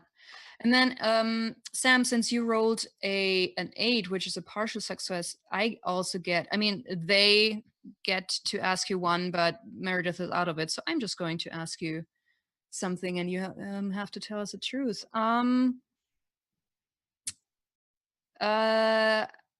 How do you really feel about that sense of deja vu and dread that you've been experiencing ever since you started to walk into the forest tonight? Really, really worrying. And as you all know, Sam is not in the best mental place right now in her life. She's really tried to pass it off with like, my little sister's here and everything's cool. Whatever. She is freaking the fuck out inside. Like, what is going on? Yeah. All right. And then Dylan, you get to ask 2 questions. Probably the one about what's important to her right now. And then what are some other ones? I can just give you an answer to that one, and then you can decide. So, how do you? What's really important to her now, to Meredith, is to get back to camp and to just wrap up things with the play and the camp. And although you can assume, I mean, there's an ambulance there, so nothing is really okay. Probably. Yeah. He's probably super worried about the kids freaking out. Yeah. So she really wants to go back and try to calm everybody down and Okay. yeah, prevent things from going completely crazy. Okay. I think you guys are I think you guys are finally starting to see Dylan like crack a little bit. Normally she's very positive and she's always like doing stuff and she's always busy, you know. And so now she doesn't really know what to do. So Oh, that's good. Dylan, as you feel these feelings, for the 3rd time, you think that you're seeing something from the corner of your eye. oh my god, again! And I point at where, like, I just turn around and like, there, right there. Are you going to look? Yeah, and I'm pointing. Yeah, and and I'm Andrew saying it out loud, like something. There's something. I swear, right there. I'm going to immediately spin and put my flashlight on it since Andrew is too distracted looking for things. The moment she points at something, he's going to like move the flashlight over there. As you do that, Dylan and Andrew, both of you could swear that you see sort of like the sleeve of someone vanishing behind the tree. But just the 2 of you. There's someone behind that tree.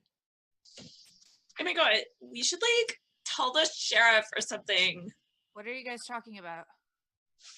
There's somebody over there.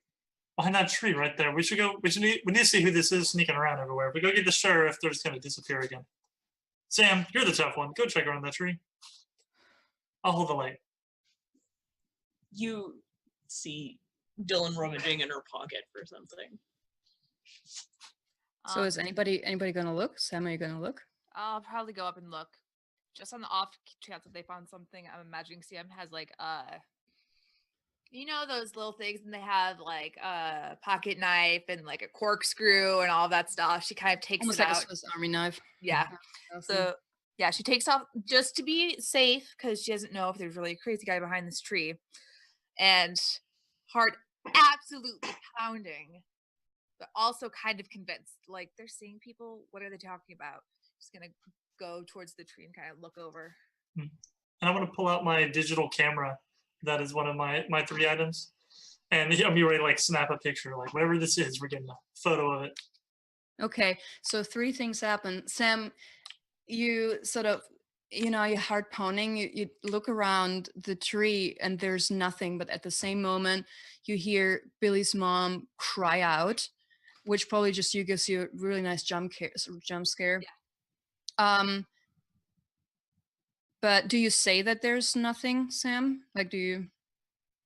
After Billy's mom kind of cried out, Sam's gonna jump, be like, "There's nobody here," and then she's gonna start making her way towards Billy's mom because.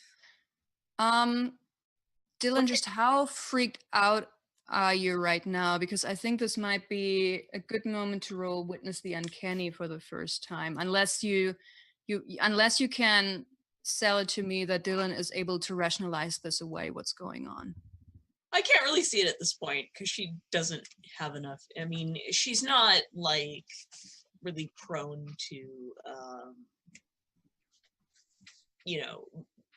crazy conspiracy theories or anything like that. But Andrew, what about you? She's gonna dig in her pocket and then pop something in her mouth really quickly, and then. I think Andrew would be pretty freaked out by that, actually, considering especially like his movie references earlier and stuff. I think his mind is running 1,000 miles an hour, imagining bad things right now. And you were taking a picture, right? Yeah, he was gonna get ready to snap a picture if something came out from behind the tree. Okay, so Sam, you're running off back to the scene. Yeah. Dylan, you're putting something in your mouth, and Andrew, you're looking at your camera. Mhm. And it's not. Did you use flash or something? Yeah, he's holding the flashlight in one hand. He's got his camera kind of in the other, so he didn't have to flash it because he's using the phone light. Yeah. So it's this really weird. Like, it's not a good photo because the light is sort of reflected back. But next to the tree where you thought you saw something vanishing, you see on the camera just this whitish, grayish, longish blob, almost like the outline of a person.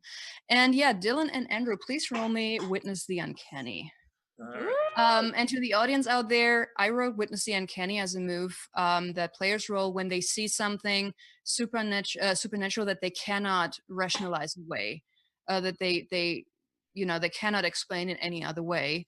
And basically, this roll decides how close they are to starting their losing their first marbles.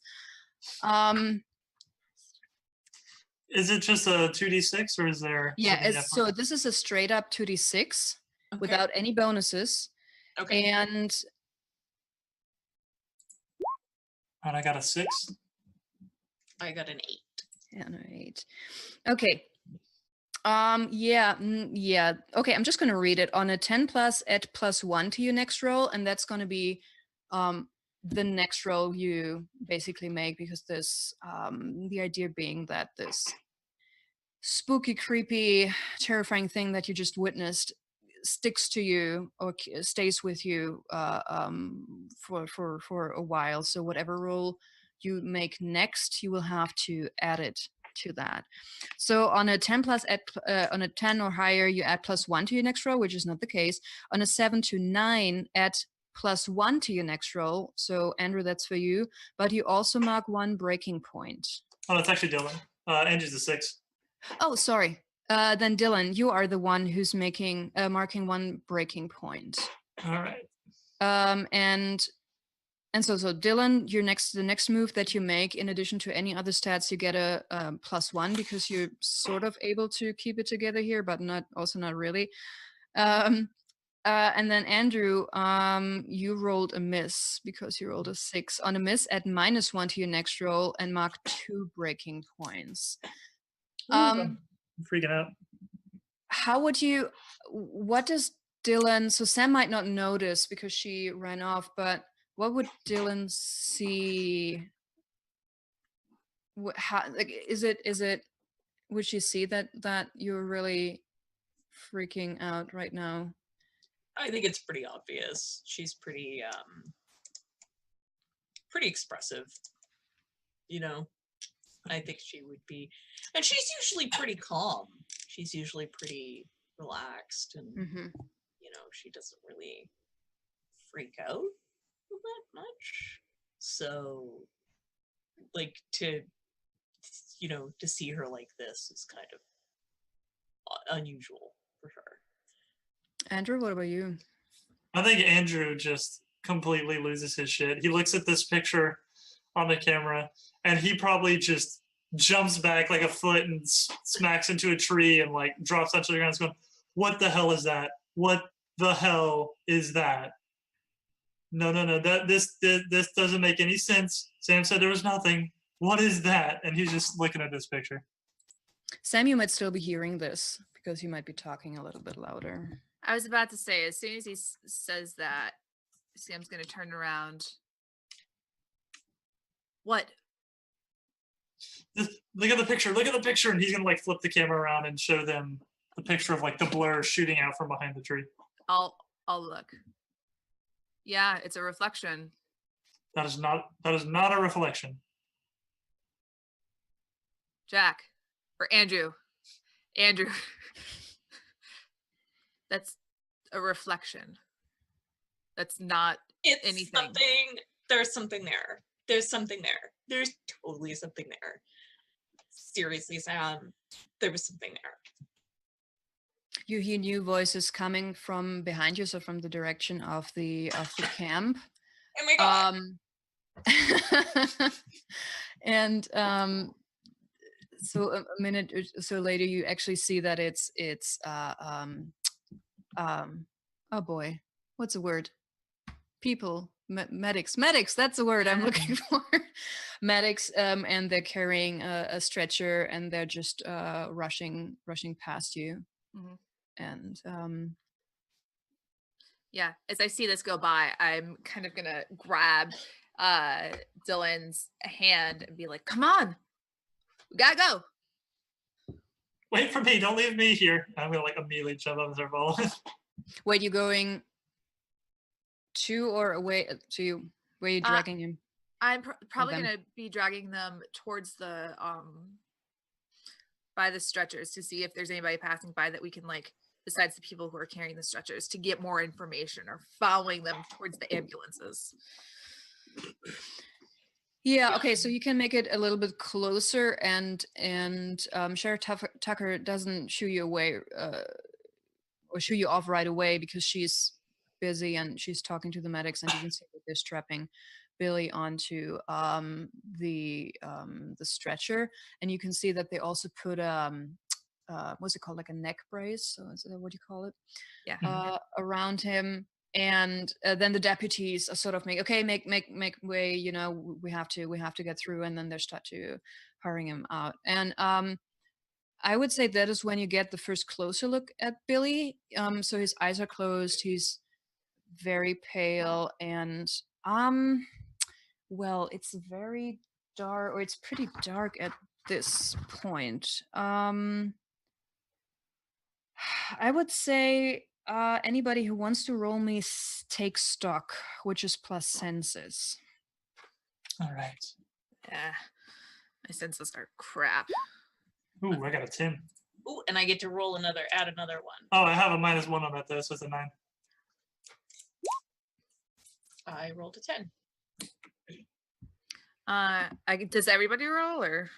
Yeah, if you want to, because I can, you know, they're Yeah. rushing past you, and I assume since you were so interested that you're trying to get a closer look. Yeah, So 9. we have two 9s and a 10.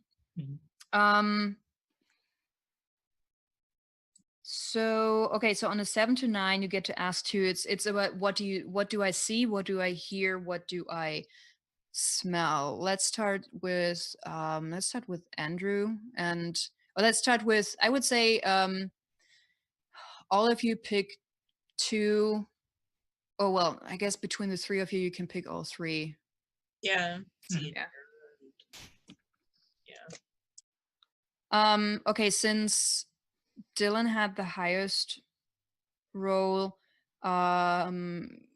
you notice that parts of Billy's head are sticky and wet with blood. Um, Oh my god. and but Sam and Andrew, you don't notice this detail. You just see that his hair is very tousled and so Dylan, if you're going to share that with them, I leave that up to you. Yeah. And then so here right now you just hear the voices of the people that are right around you. So you have the medics who are rushing forwards, and you have Billy's parents, and his mother is crying, uh, and yeah, the deputy and Sheriff Tucker, they're all rushing ahead. As for smell, there's nothing unusual. It's just forest smell, actually.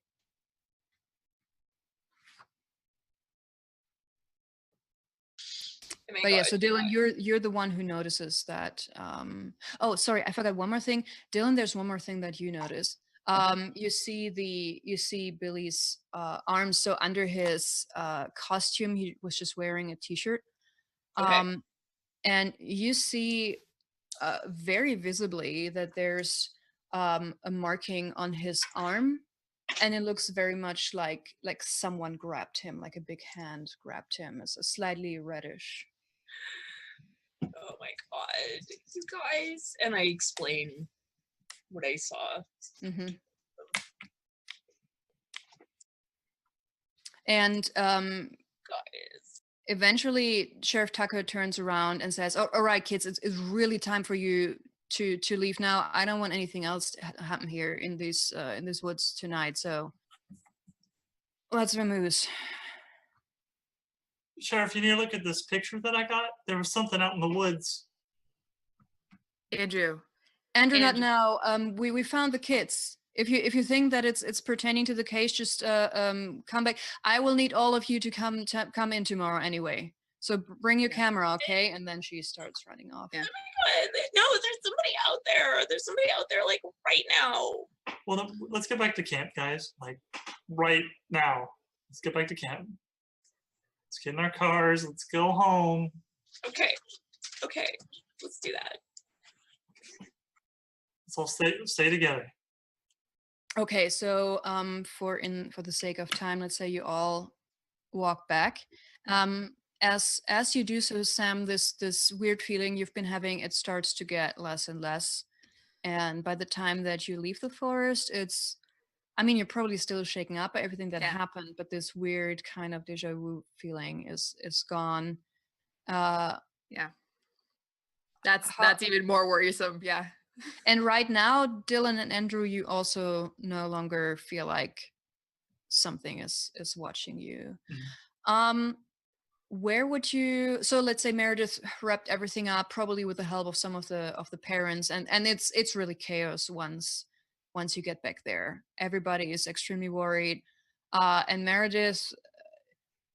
The thing is, despite her being so upset, she still has enough of her wits together to just put a lot of the pizza and the cookies into Tupperware, and just gives you stuff to take home, and just let's get we'll meet back up tomorrow and talk about this, but for now, for right now, for tonight, you should just go home. And so she sends you home. Where do you go? I would say at this time it's probably around 9:30 ish. Did you guys going home or? I don't really want to. Sam gives Dylan a very kind of understanding, sane look, like, no, Andrew, what are you doing? Yeah. I really don't want to go back to my place, but I guess I need to. Are your Maybe need parents to- there? Yeah. Totally. Okay. Did you drive here, Andrew? Yeah. Okay, yeah, let's meet. Is there like a local, I don't know, I don't want to say hangout place, but like a Yeah, public like a park or something, or You tell Or- me. What is a place where the group in the past has always met up to hang out, to do whatever? where do high schoolers hang out? Like McDonald's? Maybe like a coffee shop, or like Yeah, a Starbucks place, or a diner, something like that. Something that's open late, yeah. Yeah, maybe like a 24-hour diner. Yeah, let's say it's one of the very few things aside from, I don't know, 7-Eleven that has is open very late. Yeah. Yeah, it's a diner. Who's the person running the diner? Because obviously, if you're there all the time, you will know that person. yeah. Yes. I am basing this off of a real like diner that I have near me. It's open 24/7. It's called Diana's. And Diana is a really like old lady, and she is like she kind of greets everybody when she comes in, is very well known. She literally knows everybody who comes in. It's like a sixth sense. Mhm. And it's just a regular diner, except the menu is ridiculous. Like they serve breakfast 24/7, they have coffee 24/7, they've got like stir fry dishes and like veal if you want veal. She makes special little baklava. Like I want to go there now. This it sounds is great. so good. And so Yeah, it's just called Diana's Diner. just Diana's Diner. Yeah. It's a double D. Hmm. Um, and what does Diana look like? You know how a lot of really old ladies, they have like back problems or bone problems, so they kind of walk around a little bit hunched. Mhm. But she still moves around very agile, very kind of like thin. It looks like you could break her if you hugged her, but she's a tough cookie. She takes no shits. And does she have like, what about clothing? What does she usually wear? Like She's an one- apron and all black, I'm thinking. Oh, sorry, Mhm. go ahead. Yeah. Oh, yeah. She's worn the same old name tag for 40 years. Oh, of course. And It says then Diana. yeah, so it used to say Diana, but the second A is probably almost scratched off at this point. So it's more like, it actually looks like more like Diane. And then Sam, what do you want to say regarding her clothes? I'm just imagining her just usually in all black or like black pants and like a t-shirt with an apron on at all times, just like a regular green apron. Just Sounds good. Yeah. So are you going there now? yeah. Mhm. Before we leave, I'm like, Andrew, you know, to Diana's. Sounds good. Okay. In the car. Okay. I guess I'll drive separate, and then they'll ride together in their car. I'm assuming. Are we all riding together? I don't know. Do y'all have a car that y'all came in? Guessing then- Sam has like an old beat up like 20-year-old car. Yeah. I don't know if I would have my own car. Or does our family make that much money? That we I can don't have our own know. car? I think we'd have to share. For right now.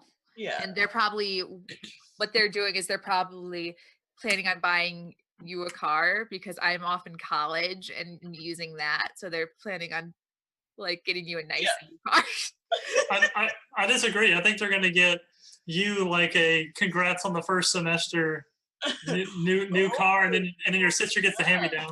That would be devastating for her. Oh. Actually, yeah, that's giving me ideas. I mean, I probably won't even get to it because we have only about. I mean, we started late. We have about an hour left, but yeah, let's say that's totally going to happen. Like in a couple of days or so, we will probably find the keys to. Congratulations for making it through the first year of college car in the kitchen, but we're not there.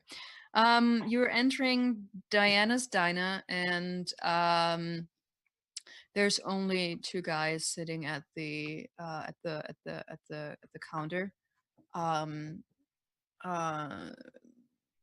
you've seen them around. Maybe you don't know them by name. And then Diana's behind the counter, and she looks at you and say, "What are you kids doing here? Isn't it camp? I thought you were off at the camp." Some shit went down, and we need food. Can we get the usual table? Sure, food? sure. We had a long night, Diana. Yeah, it was like super stressful. Yeah, you don't look so fresh, honey. Can I get you anything special? I want like pie. Your pie is like the best. Coming right up. You have any special wishes or a little bit of everything? You still have some cherry pie left, but I also have what's left here. Like American pies. Apple pie. Apple is fine. Just give me that. That's wonderful. Thank you. Coming right up, honey, and for you too. And she looks first at Sam and then at Andrew.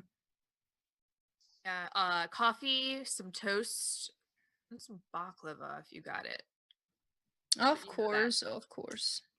I'll take some coffee and one of those cheese omelets that are so good. All right. So she gives the two guys at the counter refill, and then she comes shuffling around and gives you your coffee first, and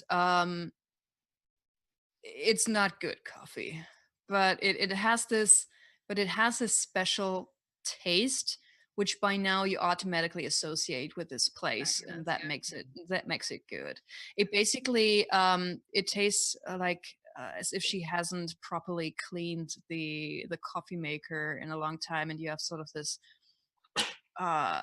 mineral-ish kind of residue in there, and so it always has this kind of weird almost metallic aftertaste.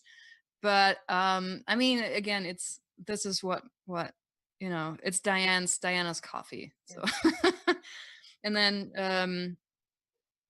and she also brings the baklava right away, and then the apple pie, and she actually it's a big plate where she just dumped on like 4 different baklava and 2 pieces of apple pie and 2 pieces of cherry pie, and then she has she also placed a dollop of whipped cream next to it, and she just puts everything on the table with some forks, and then she turns to you, Andrew, and says, your what was it? What did you order again? It was New Year's thing. Wasn't it cheese omelet and then toast? Mm-hmm. Yep. Cheese toast. All right. All right. I will be right back. And she begins to shuffle away, and then she stops and turns around. So, what actually happened?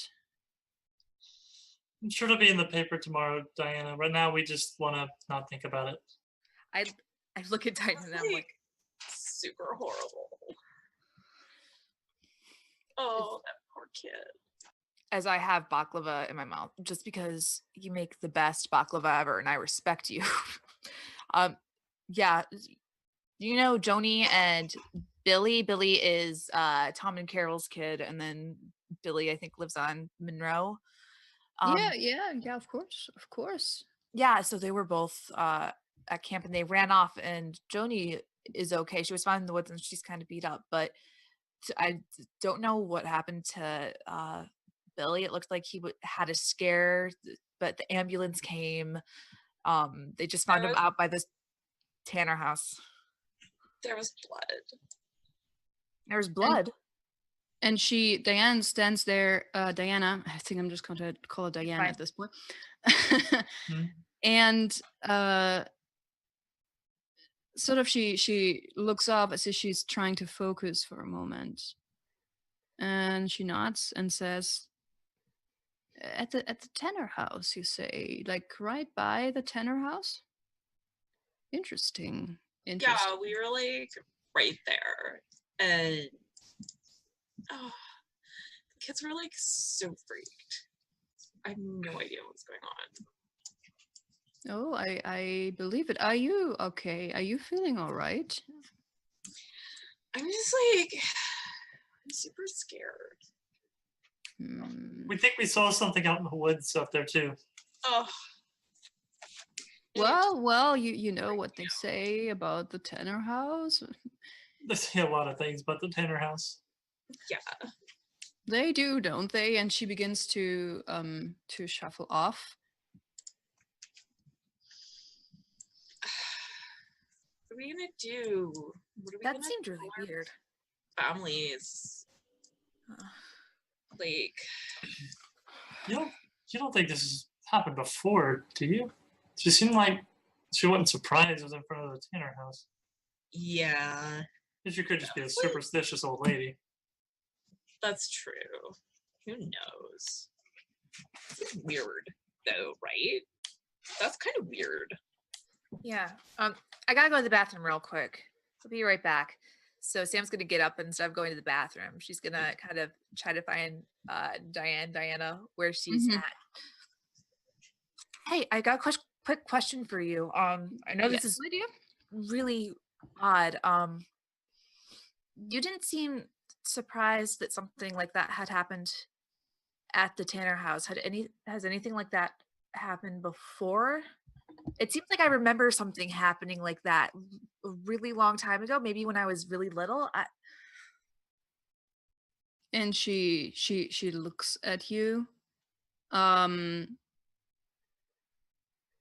And uh, she looks as if she's about to say something, and then she just smiles and cackles a little bit and say, "Oh, you know what they say a lot about the Tanner house.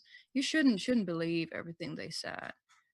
I mean, it's really tragic." And she's in the process of making the rest of Andrew's order. Yeah. And it is for sure a tragic event. Um, but you're saying you believe you remember something from your past? I mean, you kids have gone out into the woods all your life, so I imagine. I mean, if you go there when it is dark, it can get quite scary, right? Especially when you know about all of these stories with the Tanner's family and just Yeah, thinking and cluttering with the but it all was the this fools. specific. I don't know what exactly it was, but like I had the weirdest thing. Like I remember this exact thing happening before. Hmm. I'm probably just imagining it. It's fine. But so You nothing know like what? You just have all the baklava that you can eat tonight, and then you have a little bit of coffee, but not too much, and then you just sleep over it on it. And then the next morning or tomorrow morning, I'm sure you will feel all better. As this is happening, um, all of your cell phones is cell phones. Depending on you got a text. You got a text from Beth. Um, and so since Beth was the adult that was in the list named as the responsible person for Joni, she has your numbers and whatnot, and so she texts you. And at first, so depending on how fast you look, you first just see a text and it says, I found this in Joni's pocket. Did you make this at camp? And then with the slight delay of a few seconds, you get a photo and you see sort of like part of probably Beth's hand. And there's a little, probably like 2 inches tall, a little figure. It's almost like a wood stick figure. So imagine you're taking a small twig that's like a V shaped, and then you take another twig and you do it like this, and then you wrap stuff around so that it sticks together, so to build a vaguely humanoid shape. Um, and it's a pretty decent quality photo. And you see that these two twigs seem to be held by a little bit of thread, or maybe it's grass, but you also see hair quite distinctly. And then Beth's third message is, "What the hell?" Oh my god. We did not make that. I text back. I'm like, we didn't make that. My phone's on silent, so I don't get this. Yeah, you will get it later. I have no idea what that is. And I'm showing it to Andrew. I'm just like, Mhm. oh my god, what is this? No, we didn't. That's not something we made at camp.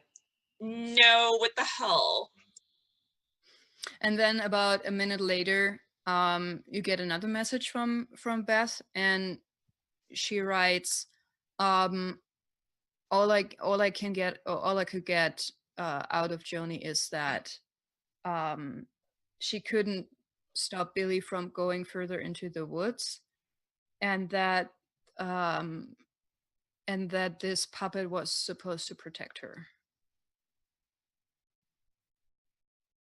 That's all she's willing to say. And at this point, Oh my god. and then Beth's last message you get is getting her to the ER now. Oh, I should have left town when I had the chance. Oh my god, this is freaking me out. Yeah, you probably should have, even though I would like you to see you or whatever. Sam,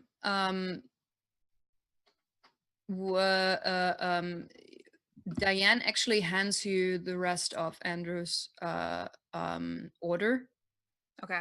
and asks you to just get it, Yeah. bring it to the table. And she goes back through the door into the kitchen area. Okay. And I imagine I've probably worked part-time at Diana's before. I just made it up, Sure. so I'm used to Why not? this. Like, I slide the cheese omelet towards Andrew. I sit down, and why are you guys? Check your phone. She kind of Yeah. Why do you not have your phone on? Oh my god. Like, holy shit. with everything going on, you don't have your phone on? What's the matter with you? What the fuck is this? I don't know. I don't know. I don't know. I've never seen it before. It's like freaking me out. Does this bring back any like deja vu feelings for Sam at all?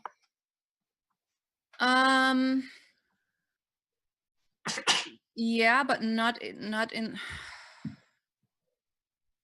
the same way. Like, it's almost, it kind of looks familiar, but at the same time it doesn't. It's definitely not the same kind of deja vu feeling that you had in the forest.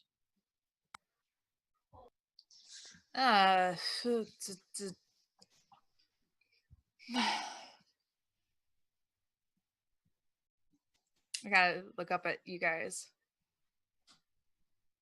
This is really weird. Yeah. This is like super weird. I just don't even know where to start. It's like a movie. Yeah, I don't want to think about that. These kind of movies tend to not end so well for the main characters. Look, do you think there's any chance your parents will let me stay at y'all's place tonight? Yeah, probably. Shouldn't be a problem. I mean, they're picture book parents. Like, who would they be to not? Oh, whatever. They have like we have like a guest room. Oh, I'm sure you do. Yeah. Like a gross pastel like blue. Oh yeah. Thank you. I can't go home tonight. Oh, it's totally fine. I'm gonna eat like an absurd amount of pie. Take some baklava, as I say, as I kind of shove something towards her. Yeah, I'm gonna eat. Well, Like, when I, just like screw my diet. Good diet. Yeah, if your cheerleader pals could see you now, Dylan. Mhm. I think this coffee is the only thing I'm gonna miss from this stupid town. Are So I you can get out here really- better. Are you really gonna leave? As soon as I have enough money. Like all the way to California? You're seriously gonna go? Yeah, why not? You should come with me. Get out of here. He turns completely red. when I mean, he both of you. I mean, why not? You guys don't want to live here the rest of your lives.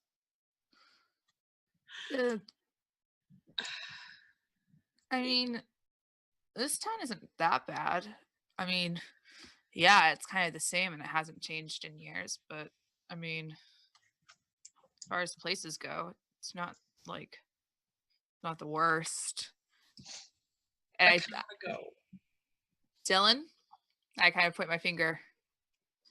Only reason you'd go to California is to go to school or go somewhere that like isn't just going there because you want to go there. Okay, How do you do it, Sam? How do you do whatever you want and yeah. not think twice about it? I mean, and look how successful you are. I mean, you're going to the school, you're gonna make something of yourself, and it's I don't even understand. impressive. Well, Dylan, you know that I dropped out, but Andrew, you don't know. And at this, I'm kind of like, yeah, I just do stuff, don't I? Yeah, Sam. What are you doing? I don't know what I'm doing. Better than me. Uh, But you do, like, you do know what you want, Andrew. You know what you love. Yeah, but I should have left this town a long time ago, and I can't ever seem to quite turn the key and drive away. Yeah, but wait, is Andrew 18? Is he like in? 18. Like- Yeah. So was he in the same graduating class as Sam or a class under?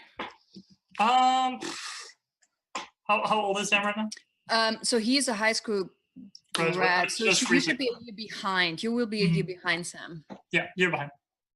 Andrew, you literally just graduated high school. You couldn't have left this town if you wanted to. Both of your parents are here, unless you just like ran away, which would be not the best idea. I think at the mention of his parents, he'll just like quickly look down and start stuffing with omelet. And as you're talking about that, you hear the engines of a car revving, and then a car driving away. And a moment later, the door opens. So the door that leads into the kitchen area opens back up. But it's, let's call her Candice. You also know her. Like, she is one of the staff members at the diner.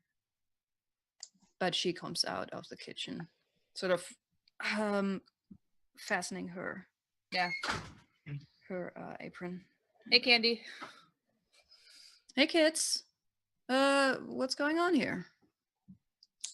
Like, I came here and I heard an ambulance. Wait, weren't you supposed to be at the camp? Yeah, that didn't end up happening. Okay, yeah, well, there was like some crazy stuff. okay, so did Dan get you everything you ordered? Because she just you said she had to leave. So I'm not really up to speed right now. She has a Why did she leave? That's weird. I don't know. I don't know. Every once in a while she has this.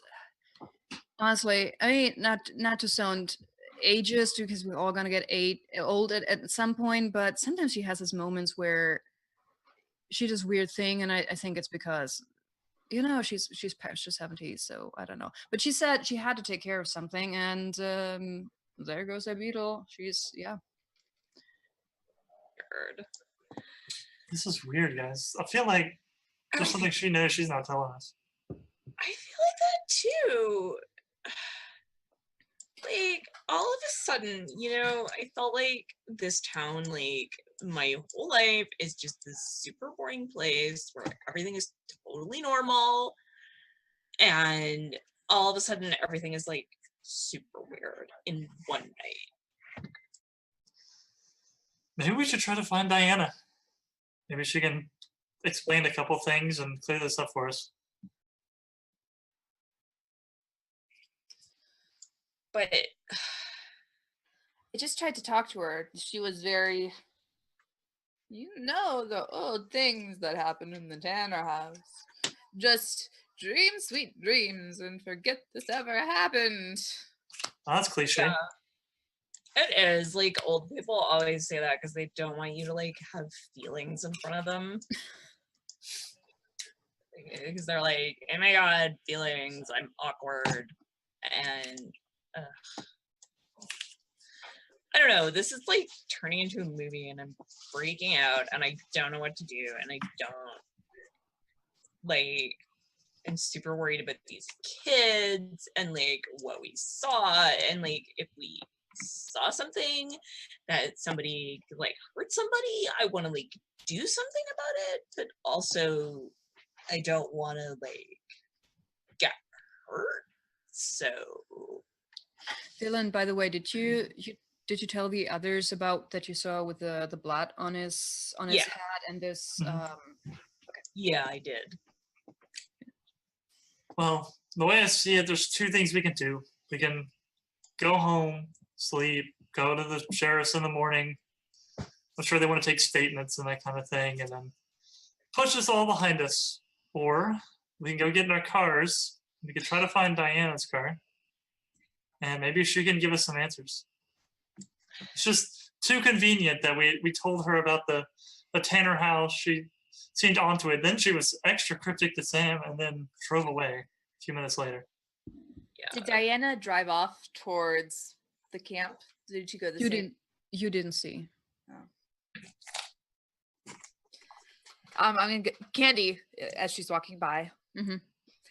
Did you happen to see what way Diane turned? I had a really important question to ask her, and I didn't know if she was going home or. Yeah, she said she wanted to go home.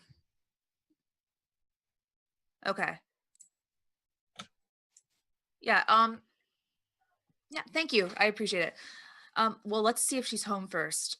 And then if she's not home, I have one good guess where she could be. I'm afraid we might have the same guess, and I really hope we're wrong. Yeah. Okay. Let's go. Yeah. We should all ride together this time. Yeah. We'll all pile in my car. So you're going to Diane's house. See if she's there. Yeah, she's living in sort of the outskirts of Woodlake, where she lives. Let's say she lives with her sister. And as you get there, nobody is there. So the house is dark, and you do not see her car anywhere.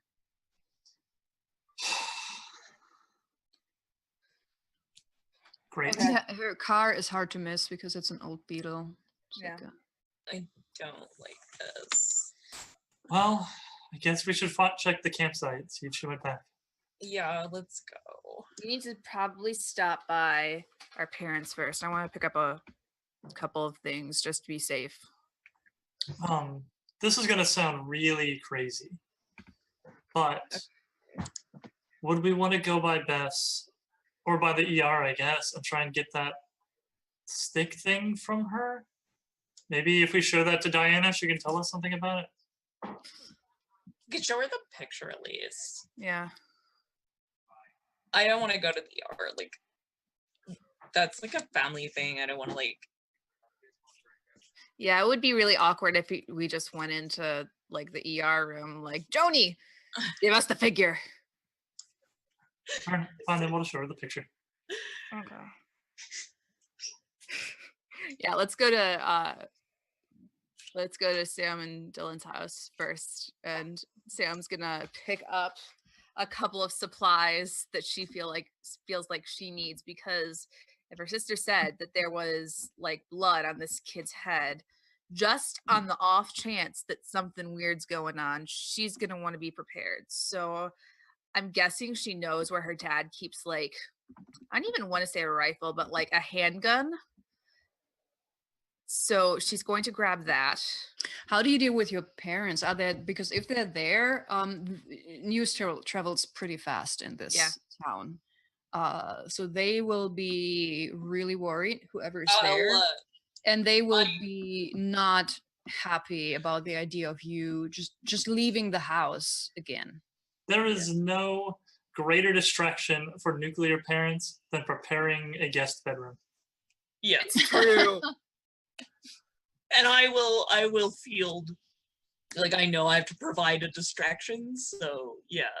I can use my quick fingers to grab the things that I need too. Yeah, I'm definitely distracting. Yeah. And helping. And I think the guest bedroom is especially easy to crawl up the windows. So. I would say roll, because yes, but I mean it's two of them. Like the mother might be preparing the guest bedroom, but roll me.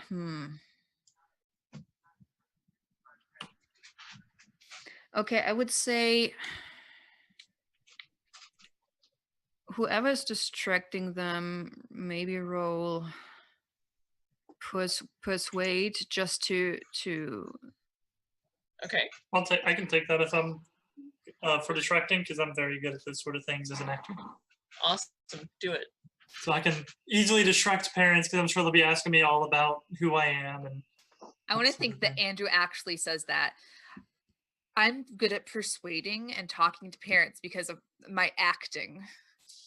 Well, I'm good at lying, actually, because I have silver tongue, which is +1 to persuade when telling a lie. Ooh, good. Yeah. So in this case, persuading is not really to get information, but more like, keep your eyes and ears on me. Yeah, mislead. That kind of thing. All right, here we go. There's a 9.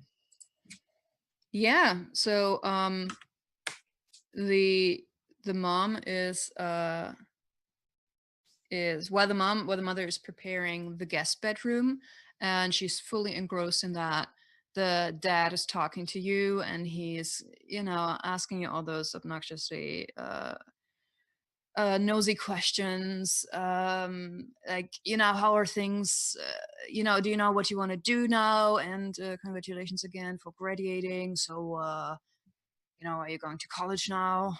And then at some point he also asks you, so how are your parents doing? I haven't seen them in a while. Oh yeah, they're great. Just great. That. Yeah, dad's working hard, and mom, is also working, so she's not there very much. But yeah, everything's great. They're wonderful parents, and All right. That sounds that sounds just lovely. What do you do for a living? Oh, and then he starts. You hit the right button there. Yeah. He starts off. What did you say again at the beginning? What he was doing? I already forgot. Let's say he's some business. Insurances. He's yes. That's insurance, absolutely. And I think everything he says, Andrew be like, I want to do insurance whenever I grow up. I'll be going to college. Oh, well, in that case, let me tell you how. I'll be like his new son before I leave today. Yeah. Yeah, okay, so you can yeah, in the you make it you make it out of the house without. Although you have, I would say, Andrew, you would have to. Let's say that Sam and Dylan, while you were distracting the dad and the mom is still in the guest room, the two of them already snuck back out. What lie do you tell the dad to to have a reason to leave the house again? Oh, you know what? I left my asthma medication at home. I need to get that, just in case I have an attack or something like that. I'm gonna drive home real quick, grab that. I'll be back. Of course. Do that, and then we can talk some more, about insurances and Yeah, I would love to things. hear about how you do like those estimates and that kind of. That sounds really interesting. Oh, it's a fascinating business, really fascinating.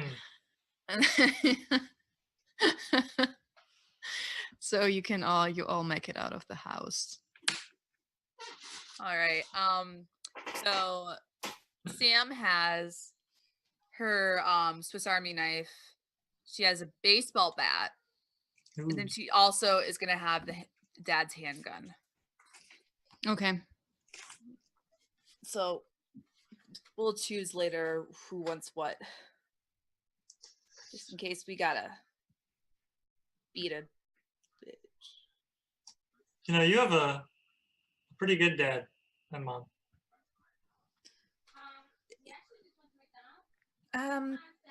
I know this is probably like too personal, and I'm probably just like looking into it. It's not really a big deal, but like, are you okay? Every time we've mentioned your parents, you've been a little squirrely. I think under normal circumstances, Andrew would be very defensive of that kind of thing. But with 2 checks on the breaking point thing already, I think at the mention of that, he'll just like kind of go pale for a minute and say, "I lied. What? What's going on? My mom left over a year ago, and my dad is an abusive alcoholic." What? I'm driving. Good, Andrew. And I like, you're driving, so I like, Yeah. I'm like in the front seat, and I like reach over Oh god. to like hug him. So yeah, you have some great parents. So Oh my god, I'm so sorry. I had no idea. so like I said, when I can, I'm getting out of this. No wonder. But like, I asked you and you didn't tell me.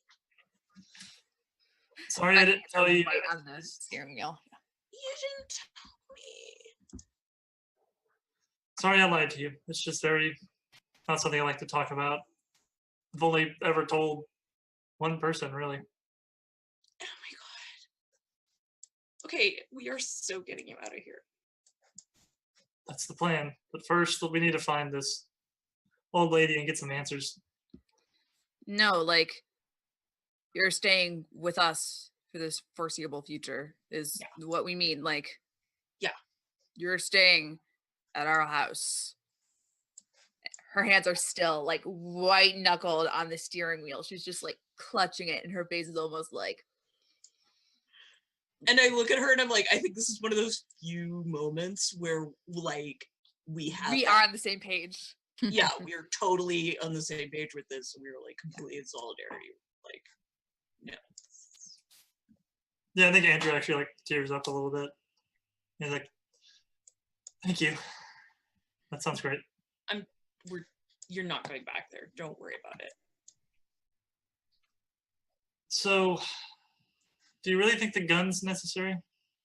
I think it's a bit much. I'm a little freaked out by you having it. I'm gonna be honest. Let's say by now you've made it back to the parking lot for like where everybody like hikers stop and people going there with their dogs, but other people who want to use the cabins.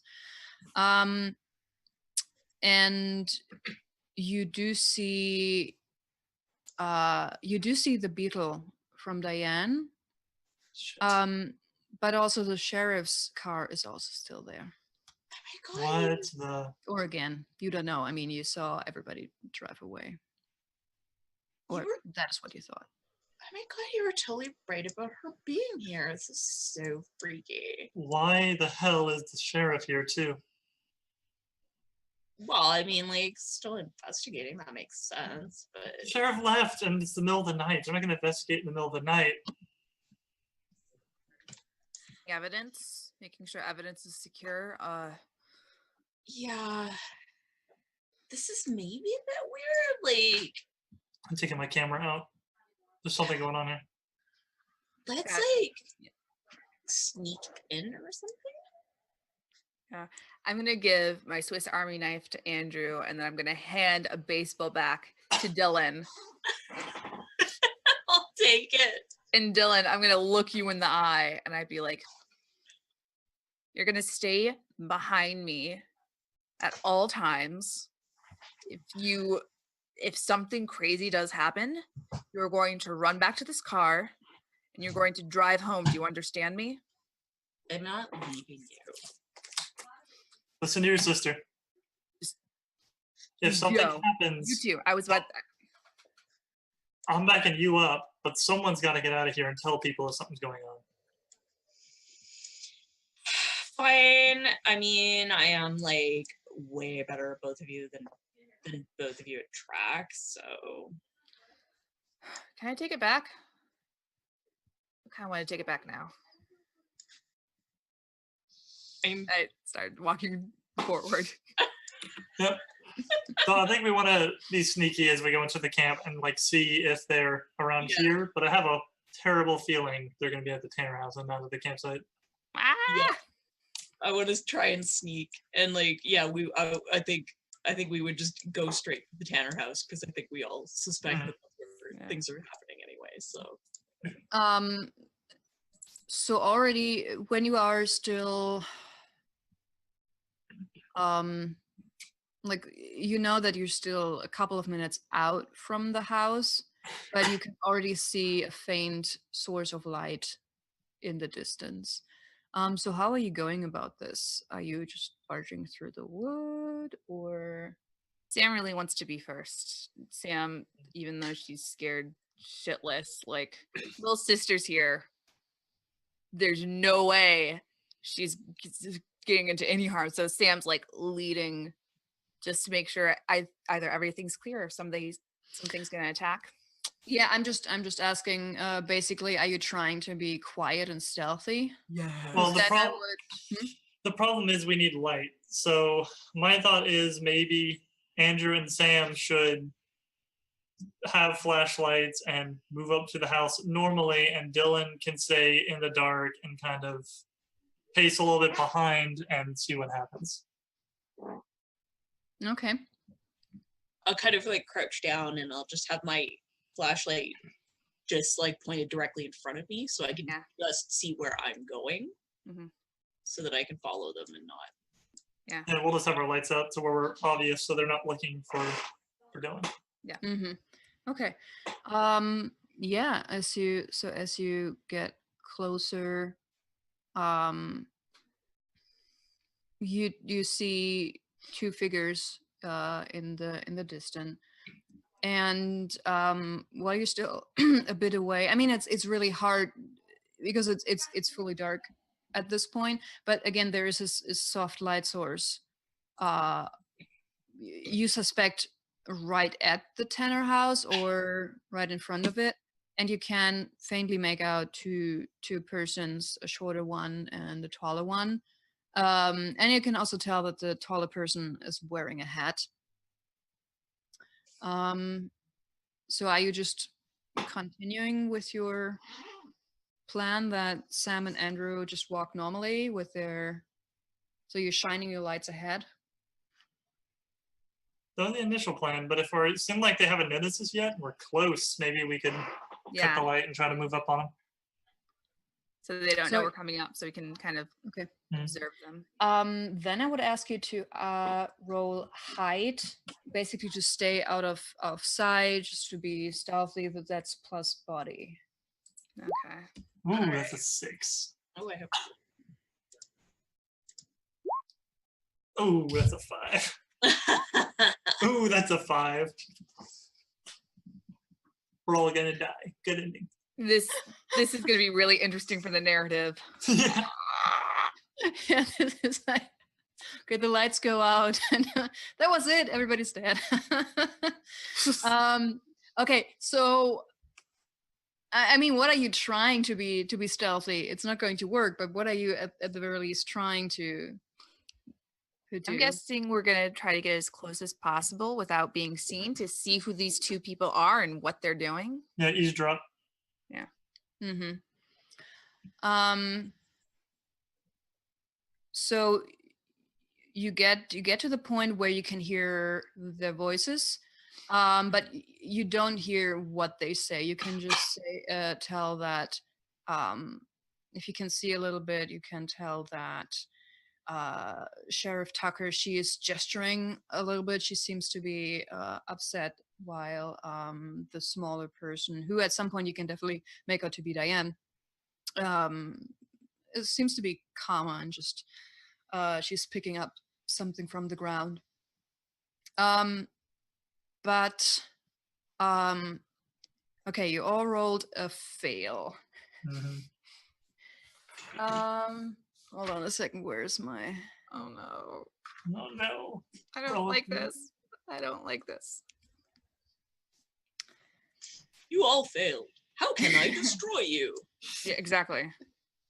Yeah, so for the audience, on a miss, there are 3 options, and I get to pick something. They see you, but you get a head start if you need it. You make a narrow escape without being seen, but it will cost you. You are cornered. Good luck. Okay, so here's what's going to happen. One of you stumbles. I would say maybe Andrew, after maybe you're not fully focused after the talk you just had in the car. Maybe you're thinking back, perhaps tearing up a little bit again, and so you just trip over a root and you fall.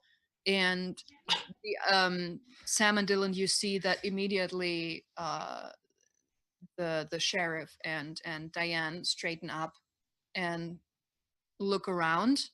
And since they both have, as you can now see, Sheriff Tucker has a flashlight, and she shines it in your direction. And so the light hits you. She sees you. What do you do? I'd pull myself off the ground first. Come in. I'd pick myself up off the ground first. I think Dylan would just freeze because she's not used to being in trouble. She's not used to getting caught doing things she's not supposed to, so she doesn't really know what to do. Same. She's just gonna freeze. These are 2 people that we've known like our entire lives. They've been in town, right? Like we know who they are, right? Yeah. Okay. Yeah, they've both. I mean, especially Diane. She's Yeah. born there, raised there. She's been there for ages, and Sheriff Tucker as well. Yeah. And so as you have this staring contest, you see that the sheriff looks to the side,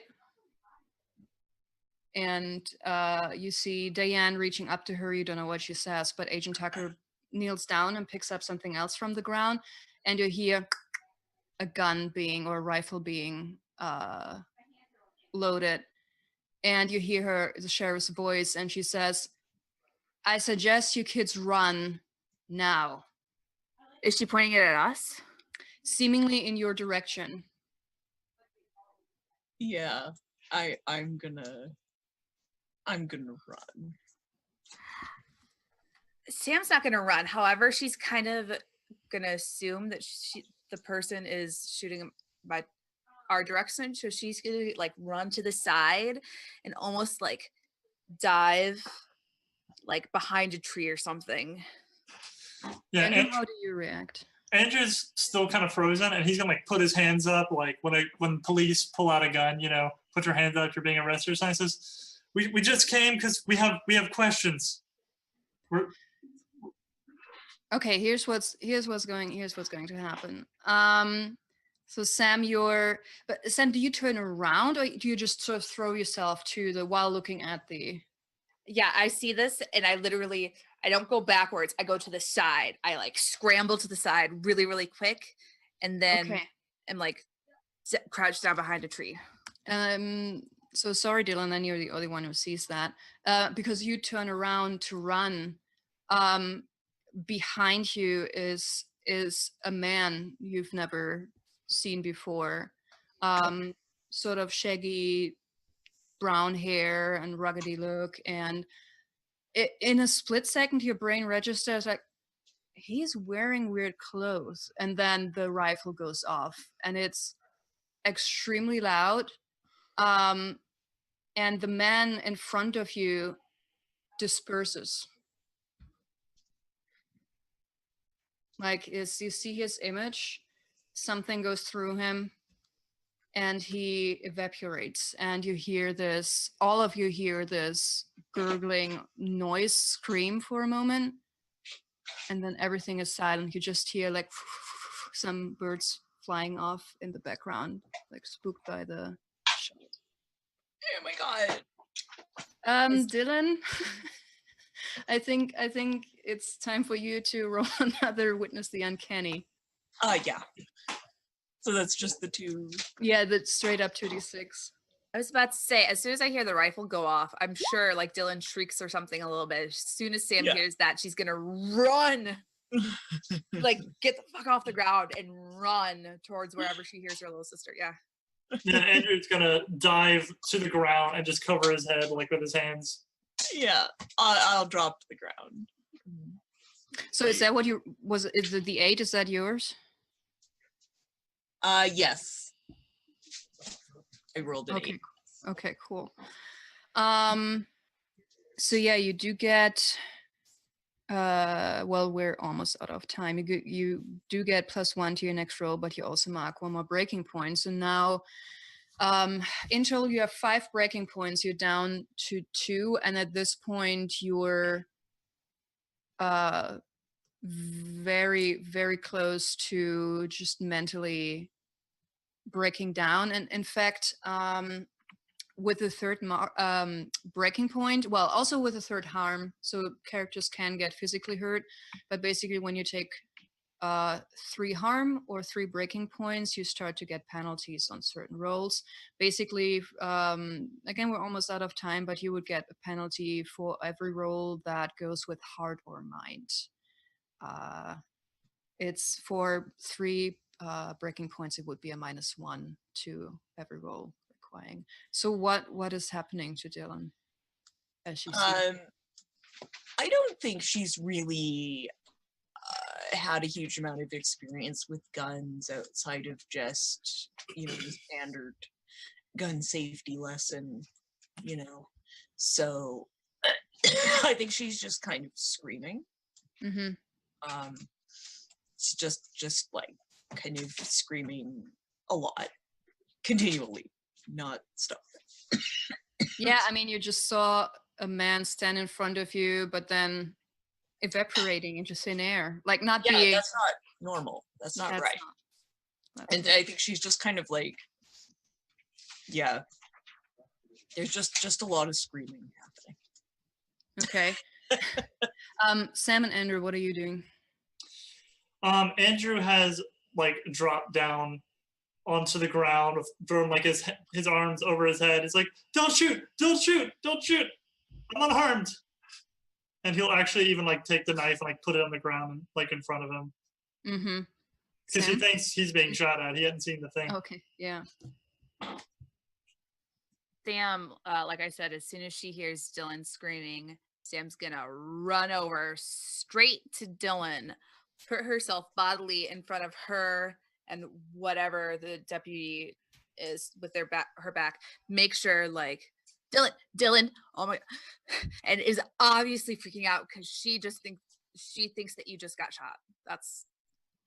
She is absolutely 100% sure. You're screaming. She just heard a gun go off. Dylan, Dylan, Yeah. So Sheriff Tucker comes towards you, but she's not looking at you. She's looking around and she's reloading the rifle. do I hear And this? yeah, I mean it's an audible sound. Oh, yeah. I've got the handgun up, and with my little bit of handgun, I'm like do it again. pointing at where the guy was. Sheriff Maggie Tucker goes, whoa, Sam, you've got this all wrong. I know you didn't just see this, but you really need to get out of here. And then you hear behind her Diane piping up, and I say, Maggie, I think it might be a little bit too late for that. And you see so Diane stepping up next to her, and she is holding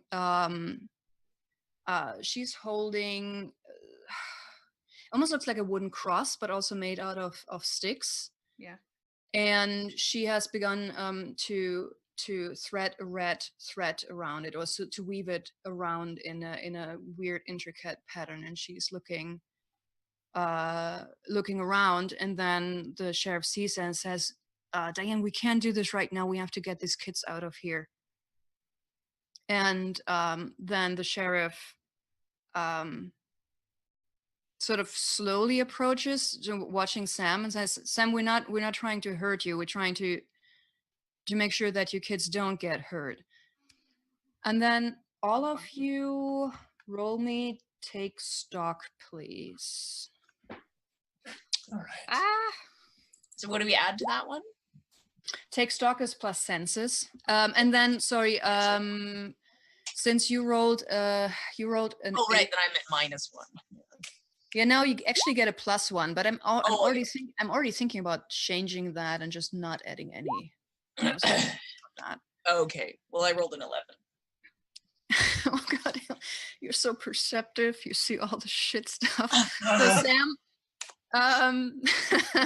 so Sam, I see none of the stuff. yeah, no, I think you're just super worried. Just you focused on Sheriff Tucker, pointing your gun at her, and then Ender, what was that? I have an 8. 8. You have a partial success.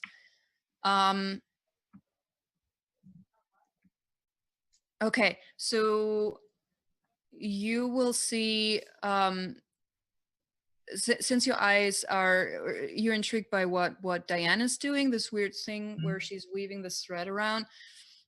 You notice that she is wearing something around her neck that looks very similar to what the little puppet that Beth showed you a picture of. And Dylan, you see everything. You quickly notice what Andrew sees, and then you look back at Sheriff Tucker, and you notice that she's also wearing one of those little wooden puppets around her neck. What are those things? Why are you wearing them? What is going on? What do you know? And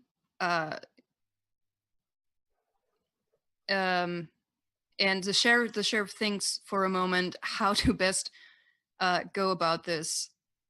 Sam's gonna turn the safety on and kind of put the gun down. Like, are we talking now? Okay, first of all, Sam, the bullets that you have in there they won't help you. Does anybody have salt on them by any chance? Because we will get you out of here, but it's not going to be that easy. Okay, I'm just cutting to the chase here. The stories of the Tanner house, they're true to a certain extent, but also not. Dylan, you saw him, didn't you? And I'm so sorry. I totally did. That was real. I thought I was just like freaking out. No. You were not freaking out. That was Nathaniel Jackson. It was the man who lived here with his family all those years ago. And I think this is really all. And while she's talking to you, she's still scanning the area. This is all I think we have time for right now. Oh my God. and then okay, I think I'm going to wrap this up, and then Diane steps forward, and she's still doing the weaving thing, and so she looks at you, Dylan, and says, "Don't worry, darling. We get you out of this forest. Get you out of this forest." And then she looks at Andrew, and says to Andrew, "Andrew, I think it's time to get your puppet back out, and yours too, Dylan. I think it's time you should start wearing them again." And then she looks at Sam, and she says, "You are not just thinking things. Sorry I didn't said anything before, but I think it's time that we make a new puppet for you, darling, so that you're safe." And What do you mean again? What? I think I'm just going to leave you on this cliffhanger for tonight. That's awesome. Oh, that's cool. Also, Mike, wherever you are, I hope you appreciate that I use salt pellets, because I know you're a big Supernatural fan. I did appreciate that.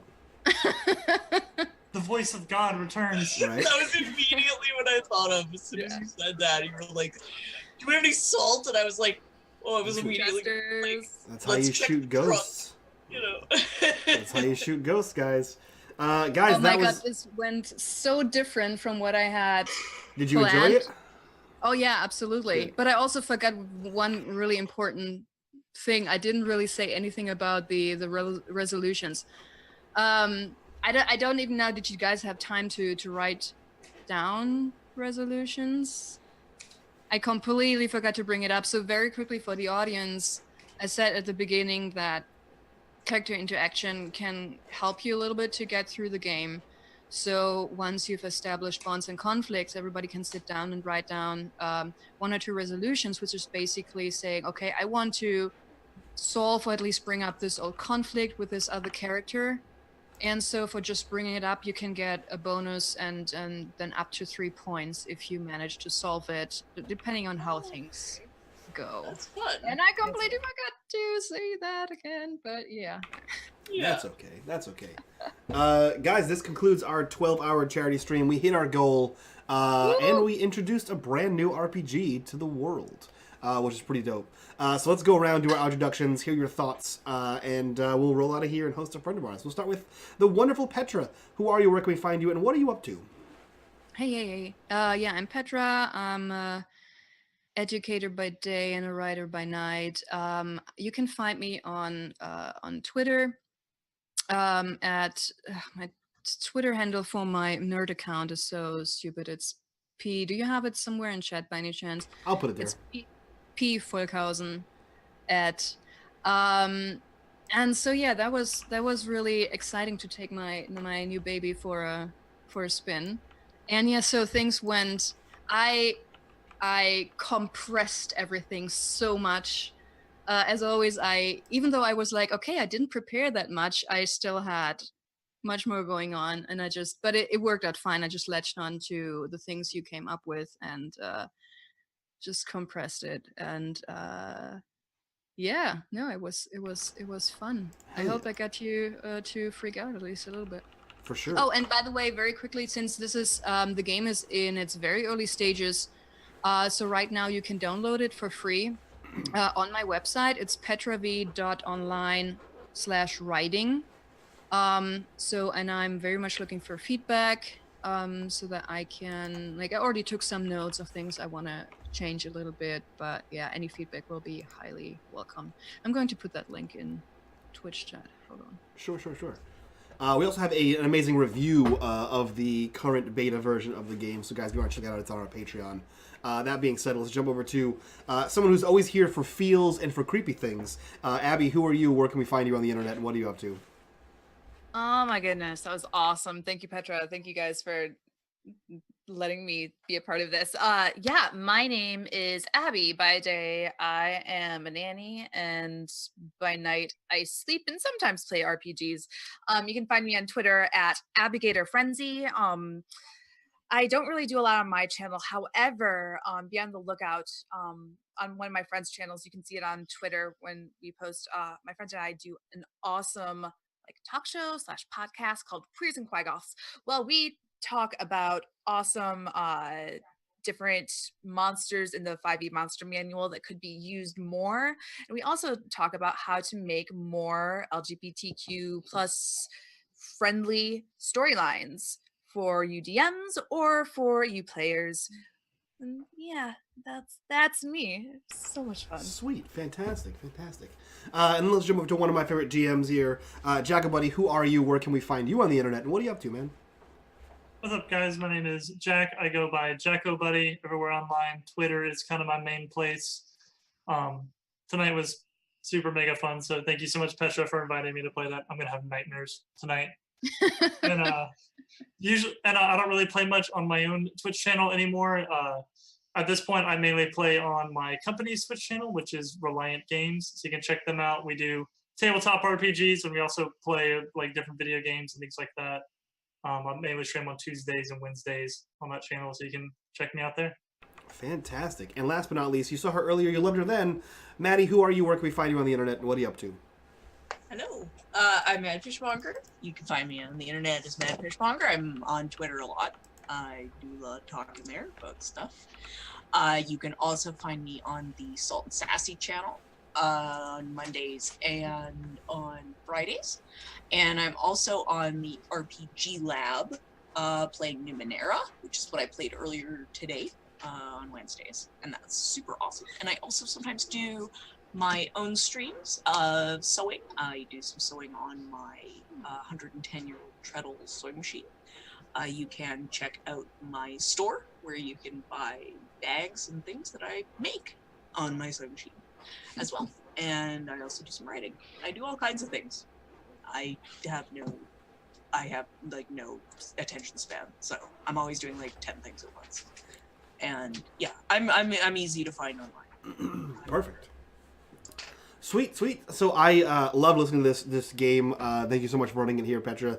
Thank you for having your Thank you for letting inaugural me. debut. It was super fun. Yeah, and you had so much. I there's love so much listening to it. potential for this. It's great. Yeah, I'm super excited to see where this game goes. Definitely the feels. That being said, yeah. Good.